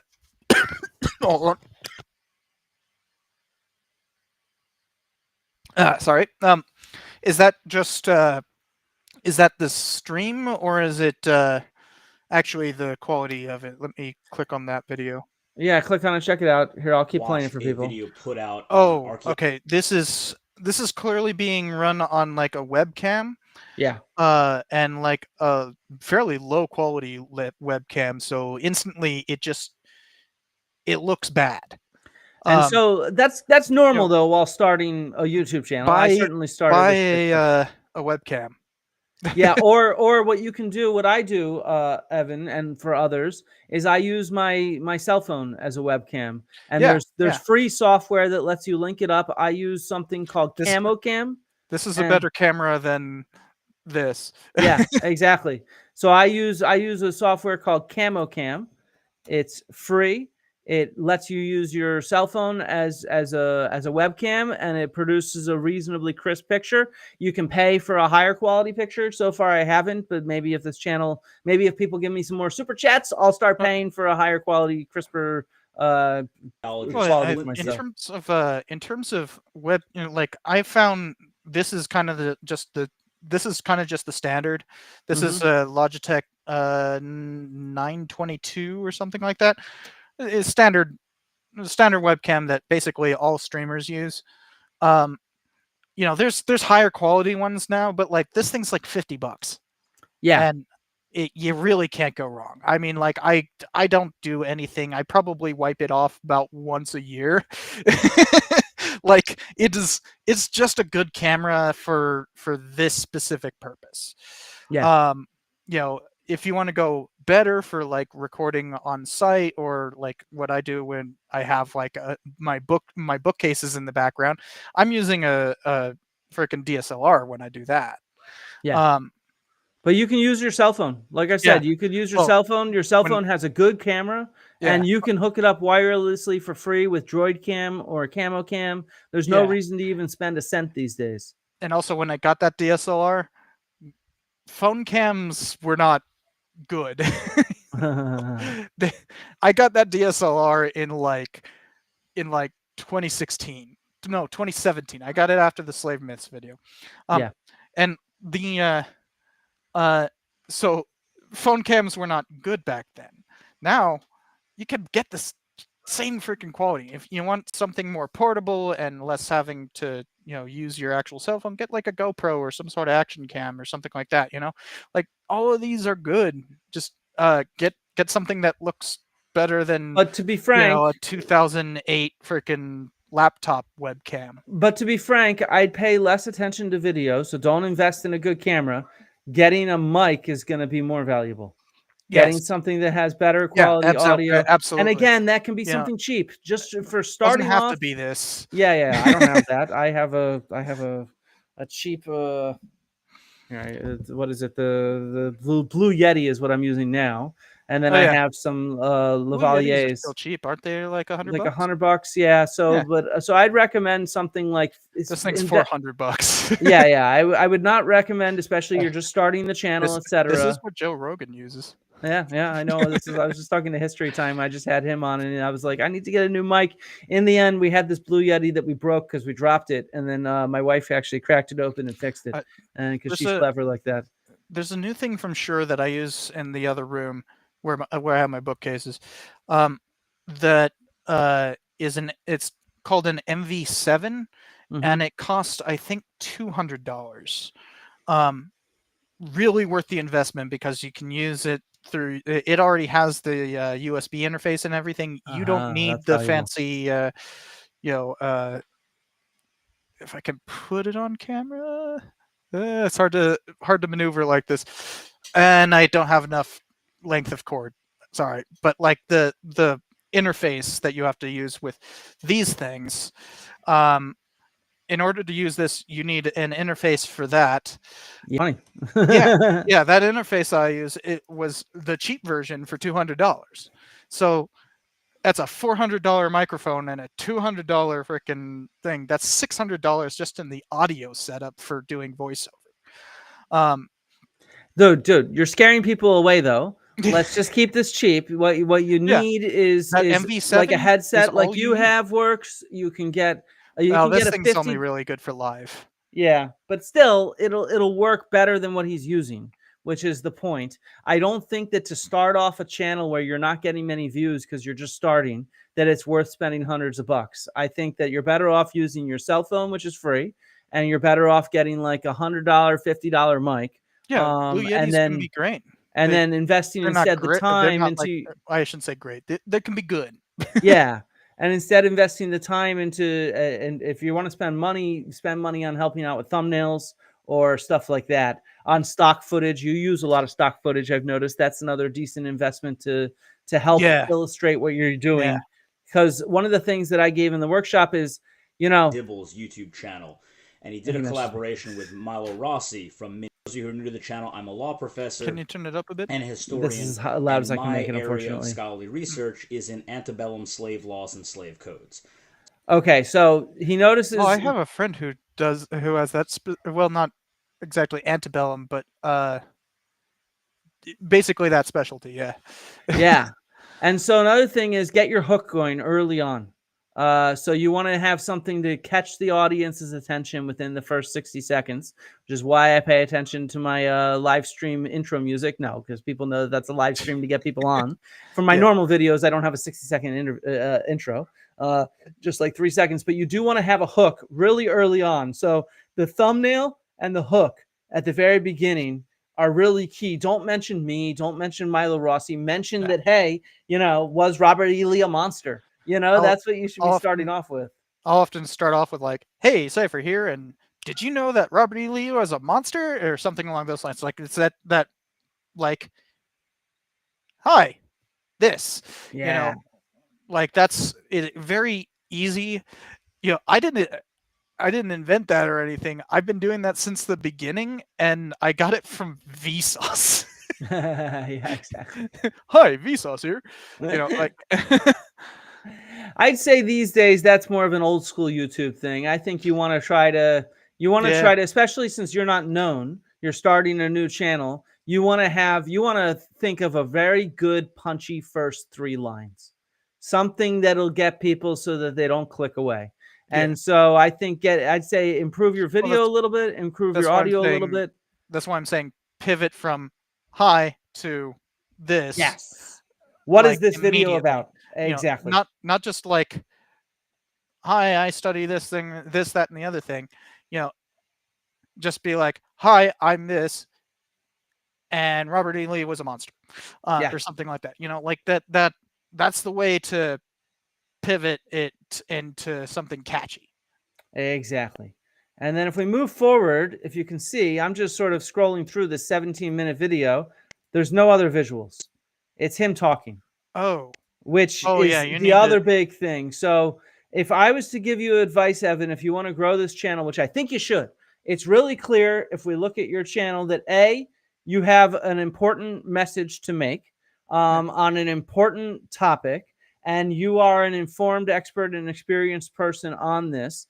It's clear that you want to speak up and do something, but what you should be thinking about is improving the quality of your audio, your video, your thumbnails, your hooks, and then get some visuals in there. Nobody is for live streams. It's sort of okay to listen to talking heads, but notice how hard I worked to be able to get a bunch of different visuals, a bunch of different components, different video clips to play throughout this, so that people who even watch this on a replay, which most people will watch this on a replay, it'll keep them visually entertained with me flipping over here to here to here. Yeah, but that's actually a really cheap, easy way. Is you just throw up an image and you have it pan across, right, very slowly, so that it has a little bit of motion to it. It's called the Ken Burns effect. Yeah, exactly. The Ken Burns effect. I will say Ken Burns does it the worst. I actually genuinely dislike most Ken Burns specials, but like, I'm also a millennial, so I like have this like, I gotta go. It's like, just do it, just go. Get on with it. Yeah. I cut out all my breaths, like at least if I'm not on camera while I'm breathing. And I try to not be on camera most of the time. Most of the time I'm trying to show visuals. Great service that I use is called Storyblocks. Very, very useful. But that's for like more abstract things. When I'm talking about like just doing research and here's the books that I'm reading, I'll just show like a library. Somebody went with a camera and went through a library and uploaded it to Storyblocks, and now you can license it for free as long as you're paying for the subscription. Easy enough, right? When it comes to historical visuals, well, your topic. You know where to find visuals for antebellum slavery. There's a great, for instance, there is a great website called I actually use this all the time. Yeah, it's literally just called Slavery Images. Mind if I share my screen? Yeah. Tell me. I think you can, and then I can give you permission once you do it. Yeah. There we go. There you go. There you go. So Slavery Images, great place to find well, slavery images. They have specific categories here, but really interestingly, they have this like view by location, which, as you can tell just by looking at it, you want to talk about Louisiana slavery, well, there you go. You got freaking 17 images of Louisiana slavery, and of course you can use images that are vaguely related. You don't have to show Louisiana while you're talking about Louisiana slavery. Like if you're just talking about a coffle, then show any coffle. It could be in freaking Africa. It's still a coffle. What is all this stuff in the freaking Midwest? Sorry, I'm getting distracted by that. What is that? Okay, so that's an error in their system, obviously. Another note. Oh. But like, I'm echoing because you sharing your audio. Sorry. No, it's okay. I was going to say that's even something you can do is load up a website, and while you're talking, zoom in on stuff and show what you're doing. That's what I do all the time while streaming. And so just having some that's for visuals, a live stream. Yeah, but you can do that even while recording. Look, I mean, we have to lower the barriers for entry. And so I think even just showing people how to do that kind of stuff, like what you were doing, and then later on, as he gets more followers and subscribers and views, then you can start upping the production quality. Because it's one of the reasons I actually do a lot of live streaming is because it's a lot easier. It requires a lot less work, and I can have more people on to share a broader cross section of the fields and other influencers. And so it's like, my goal is when I give advice is to definitely try to make things as simple as possible, especially when starting. And then as you go, you start learning more techniques, you start getting more professional with it, you start improving the quality of everything, and it slowly builds. It's a journey rather than you're going to immediately hit that mark. Yeah, but you do want to, like, if you're going to upload videos that are pre-composed, you should put some editing into it. Of course. I agree. I'm not denying that. I was just saying that here, let me show. I guess I'll put this on the other screen. And I guess I won't share my audio, but like I'm gonna show just my actual Premiere Pro. Not sharing the audio this time. Okay, let's see. Yeah, no echo. So, this is Gladiator 2, right? So like all these little things, all these are actually just clips of Gladiator 2, right? But you can see there's the audio. There's my that's my audio. I've changed some stuff around in that, but like there's like the audio of the movie when I'm sharing pieces of the movie, these little pieces right here. And but you can also see there's times when I'm bringing in other media. For instance, you can literally see what that media is right there. It's okay to bring in visuals from pop culture, and it doesn't even have to be fully related. If I'm doing a bunch of stuff on Mormon history, and like I'll bring in, she wore a yellow ribbon to talk about the Ute Wars, even though that movie has nothing to do with the Ute Wars. But it's just kind of vague southwestern, Indian fighting. And it's enough of a visual to keep the people interested, and they start making links to how all this is connected in pop culture. You know, for instance, something that I did on the reality section, probably around here. I mean, I'd say in this sense, it's about respecting your audience and the fact that we're all lazy and get bored very easily. So you want to do what you can to keep people from getting bored. Yeah. So here, something that I discovered while editing was a connection to pop culture. This is the movie The Fall of the Roman Empire. Turns out Gladiator 1 was basically just a recreation of that movie. I didn't know that until I was editing it. But the point is, you put those visuals on there, and you don't have to resort to just talking on screen.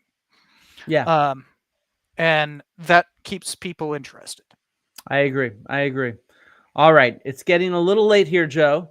Let's answer any last super chats that we have. I think I started as many as I no could. more super chats after this point. No more. Unless it's like a bunch of money from me. $100 minimum. No. Because I saw quite a few actually. So somebody asked me, how did my meeting with Alice Roberts go yesterday? It was fantastic. I hope to have her on the channel, though it was for her documentary. Let's see.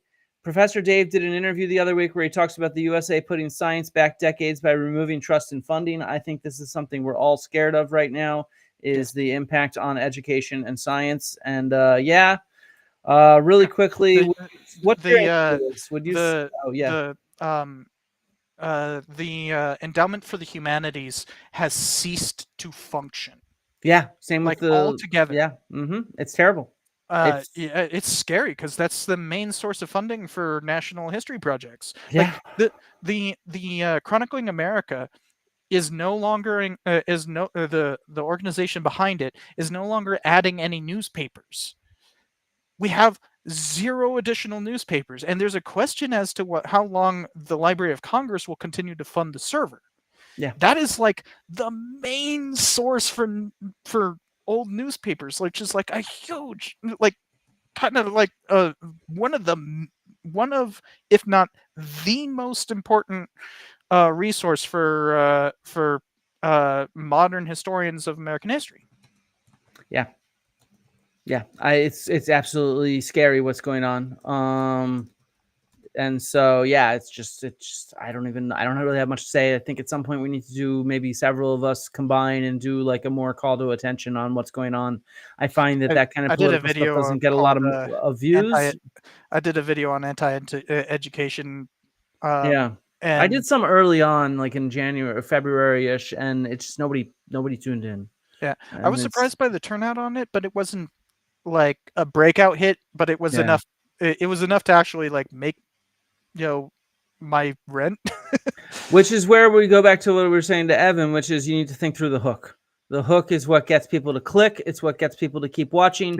And then you can move on to, hey, they're dismantling the National Endowment for the Humanities, and that matters. The thing that I did for the hook on that one was that, and this is something you can always do, and we, especially historians, we know this all too well, because historians are ultimately, this is one thing that like a lot of archaeologists don't do, is that we have a lot of like storytelling, not just like everyone does storytelling, don't get me wrong, but like, there's an artistry to it. When historians are writing books, we are keenly aware that if we're going for like a academic press or something like that, we will be the ones carrying that academic press. All the rest of the books printed there that are from other disciplines don't sell anywhere close to as well. So we have to actually think of like storytelling hooks, and one of the best ways is a vignette. You start with a vignette, and that one starts with a vignette. I have, everything's going to crap. The teachers are freaking, are teaching disloyalty. The most prominent freaking editorial board says this, and I quote something, and then I like, that could sound like that could be from anywhere. Or, that sounds like it could be from Fox News from a week ago, but it was actually the New York Times in 1917. Yeah. And like, and so there's this like, huh? kind of thing, because I'm like showing imagery of like anti-CRT protests and stuff like that as I'm doing it, and then show the quote, and then it's like, well, there's actually a long history to this whole thing. Yeah. So it's that kind of gotcha. That vignette that hooks them. Exactly. It's about thinking through a hook. And that's hard. Academics are good at that when we write for the public and you have time, but to do that consistently, video to video to video, I'm just in awe of like Milo Rossi and his ability to do that. Like he it is just has a way to deliver that's unparalleled. Yeah. And a way to pick up hooks. He's really good at that. I don't know, he has that TikToker attitude, which I can't really explain, but there's that like snark. Well, that's how he got started. He got started on TikTok. I know that, but like he's got it. He's got the he's got it very well. He's smart. He's a nice guy. I've met him a few times, and he's a very nice guy. Atunche has like I wish I could do the stuff he does. Like he has this like filmmaking background, so he has like this innate like understanding of how to hook people with this kind of cinematic storytelling. And it's something I just don't like. Yeah, me neither. I'm not trained. I'm too much of a scholar. It's why my channel will never be as big as some of these people. I'm good at effectively communicating, and I know that I am, but I am very much a scholar. Non-academic scholars. Yeah, we need a combo. It needs to be a large, open, inclusive ecosystem is how I like to always put it. All right, let's get to a few of these super chats and then call it, because it is 9:45 here and I got to eat dinner. Should historians directly support candidates that counter far right narratives? I mean, like, as your personal advocacy, sure, but I don't think it's the place of a historian to use history to support candidates. You can use history to denounce, but not to support. Yeah, I think that makes sense. I think the main thing that really, it's tough talking about election politics. I don't know. I don't do U.S. politics. I mean, I don't do U.S. history is what I'm trying to say. Can you still vote? Yeah, of course I can still vote. I vote. Yeah. I'm a U.S. citizen. Yeah, I know, but like, because I don't know how the, I can vote absentee. I can vote absentee. Cool. Mail-in ballots. Yeah, I have that was not my point though. I'm not a U.S. historian, meaning I don't like study U.S. history. I study ancient history and ancient archaeology. So what I do is far less relevant to elections, right? And so in that sense, I don't really try to weigh in on elections too much. However, the way that I weigh in on it is I try to promote the parties that are going to fund real historical research and real scientific research, because that is something that my own expertise and experience actually does relate directly to. So like, obviously I'm not a fan of Newt Gingrich, but I'm not going to like deny that he's a historian or something like that. Yeah, exactly. And obviously I'm not a fan of Donald Trump and his anti-education policies, but like, then I'm using history to show like, this is what he's doing. This is why it's a problem. History doesn't show us the way forward. It just shows us things not to do. I agree with you. So like, I don't publicly, I didn't like use, even though I voted for Harris. And the funny thing is, I actually knew, I've had interactions with her that were not good. But like but I still voted for her. But that was me. I at no point used my channel to be like, vote for Harris. Yeah, I would not do that. I also think that will turn off people if you're being too partisan in politics. And honestly, most of the time, people are going to perceive you as partisan, no matter what. One of the people I blocked That's true. from my channel was somebody calling you a Democrat shill. So yes, because that's what I do. Vote fucking yeah, it's like Democrats are assholes too. The person I voted for is not a recommendation. Yeah, of course. I'm here to teach real, actual archaeology and shit like that. Yeah, it's just like, because some political parties are trying to cut down real archaeology and history. Yeah. Well, that tells you where I vote, obviously, but at the same time, that's because they have positioned themselves as anti-intellectual and anti-higher education and anti that kind of stuff, and so anti-science. That's not due to me. If they're positioning themselves as anti what I am, well, then what the fuck? I'm going to push back. Exactly. So, we've already sort of talked about this. It's so damn hard to do scholarly academic research and appeal to the YouTube and algorithm. Would it make sense to pay a charismatic person to deliver peer-reviewed scholarly academic info to people? I don't think we have money to pay people. I personally think that we're just better off by having a larger, more inclusive, and more diverse ecosystem, which includes charismatic people like Mini Minuteman, and it includes scholars like us, and it includes, all the people here in the chat, and it includes all these kind of different components to it. It's building that kind of inclusive ecosystem. I think community building. Yeah, that's the goal here, is how I see it. And I understand the worry about, like, well, if I'm putting so much time towards YouTube, then how much time am I putting towards research? And it's like, those don't have to be exclusive things. Like, the reason why I've been doing so much stuff on Mormon history is because that's just the next chapter of my book. Yeah. I'm going to be copying and pasting from that script a good chunk of the way. And I've been very open about that. Like, this is not some, I'm underhandedly. No, I said that from the beginning. Hey, I'm working on the chapter. This may be part of that chapter. And like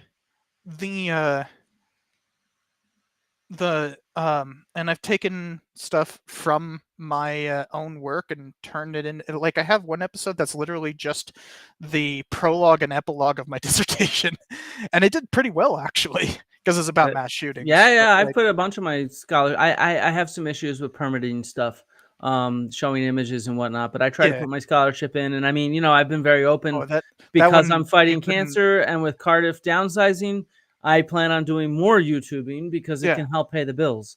And so, I'm trying to do I'll still be teaching for Cardiff University next year, most likely.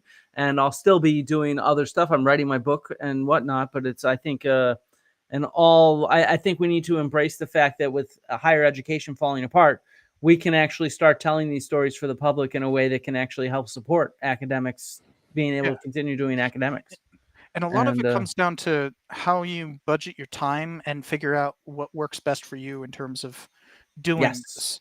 Like, I have learned that I need to take hiatuses every once in a while. I take about 2 months off every year from doing this, and I release every other week. Mm-hmm. And so I build up this huge buffer of videos. So, that I can do that. And if I run into something that I'm just tired, hopefully that I don't get cancer, but have to deal with something like that. I have this buffer. Right now, there are 8 videos that I need to make some tweaks to before release, but that's it. I just need to make some tweaks and then boom, release. Bam, they're ready to go. Yeah. Yeah, we haven't gotten to that point, unfortunately. We're still releasing as we get them done, but this is where the live streams are the other component. I've been doing more and more live streaming, and the live streamings are growing more and more in popularity. And so, it people works. want to listen to this stuff. I mean, I'll admit that it's not podcasting is not really something that I listen to. Like, if I'm going to listen to something, I'm going to listen to a book.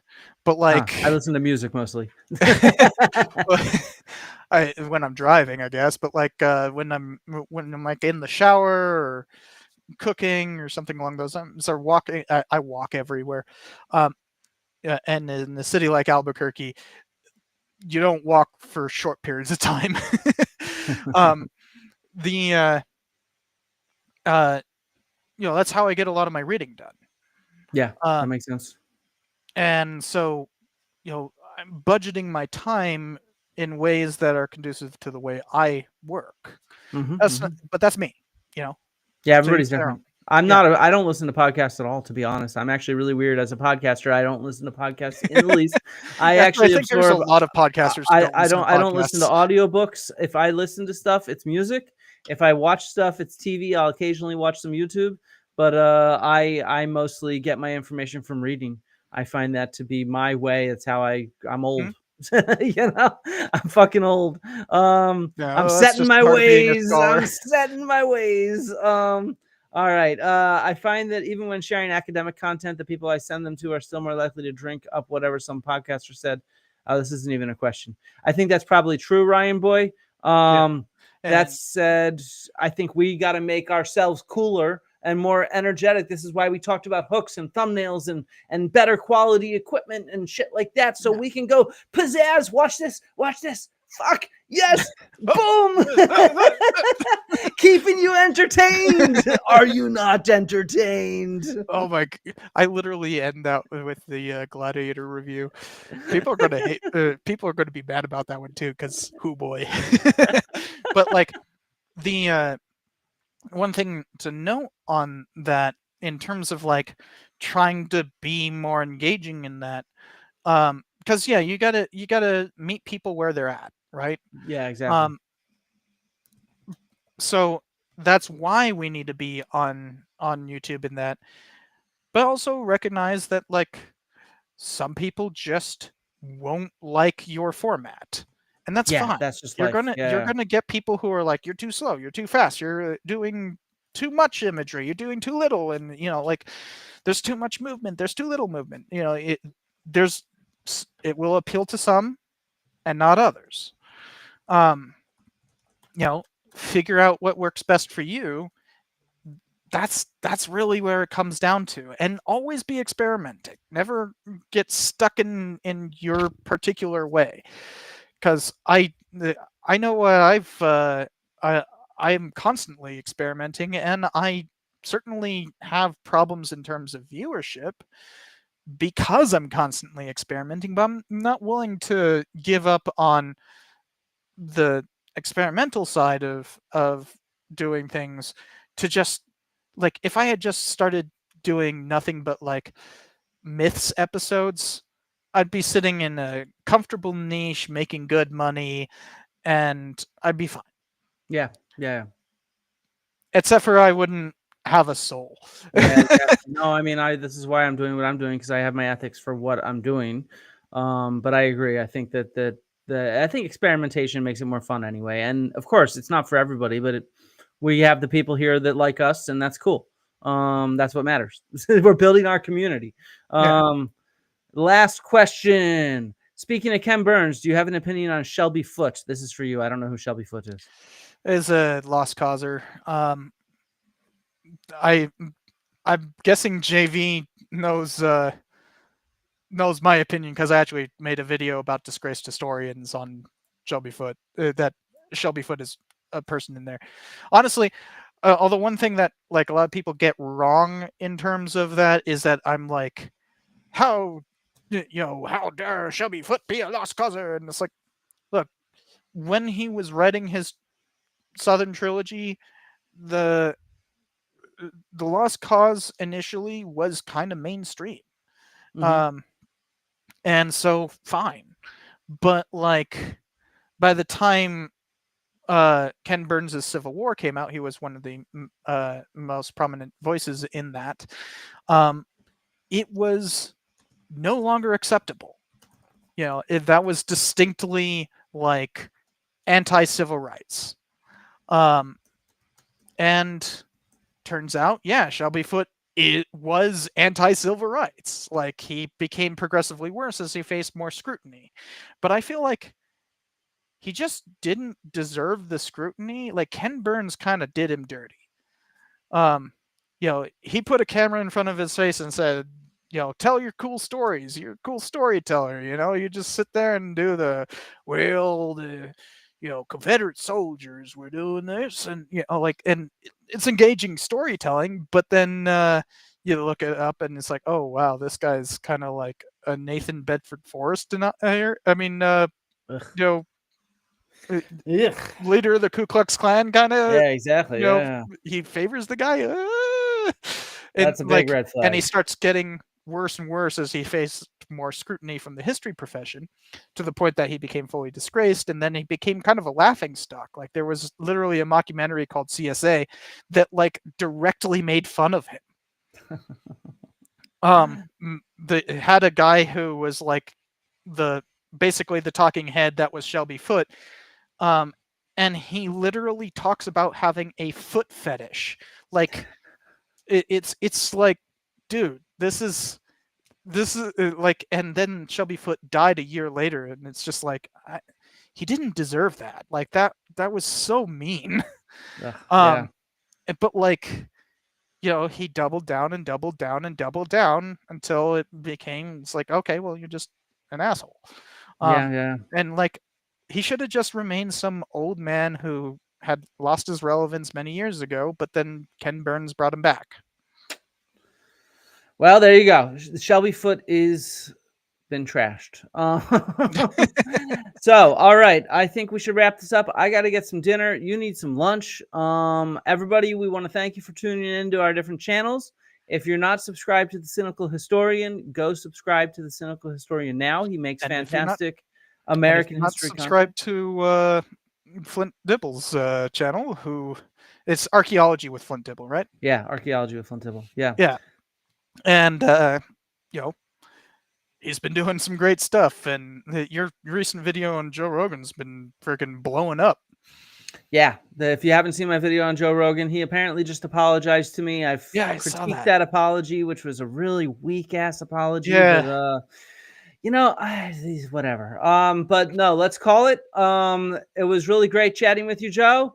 Since I'm the one controlling this, we're ending it with my outro and my thanks to my patrons. Next time you can host and you can do that. Right. So thank you all. It was a pleasure. Love archaeology and history to everybody. Rhymes and riddles, tickle, tickle, giggles, squiggle, jiggle, fiddle,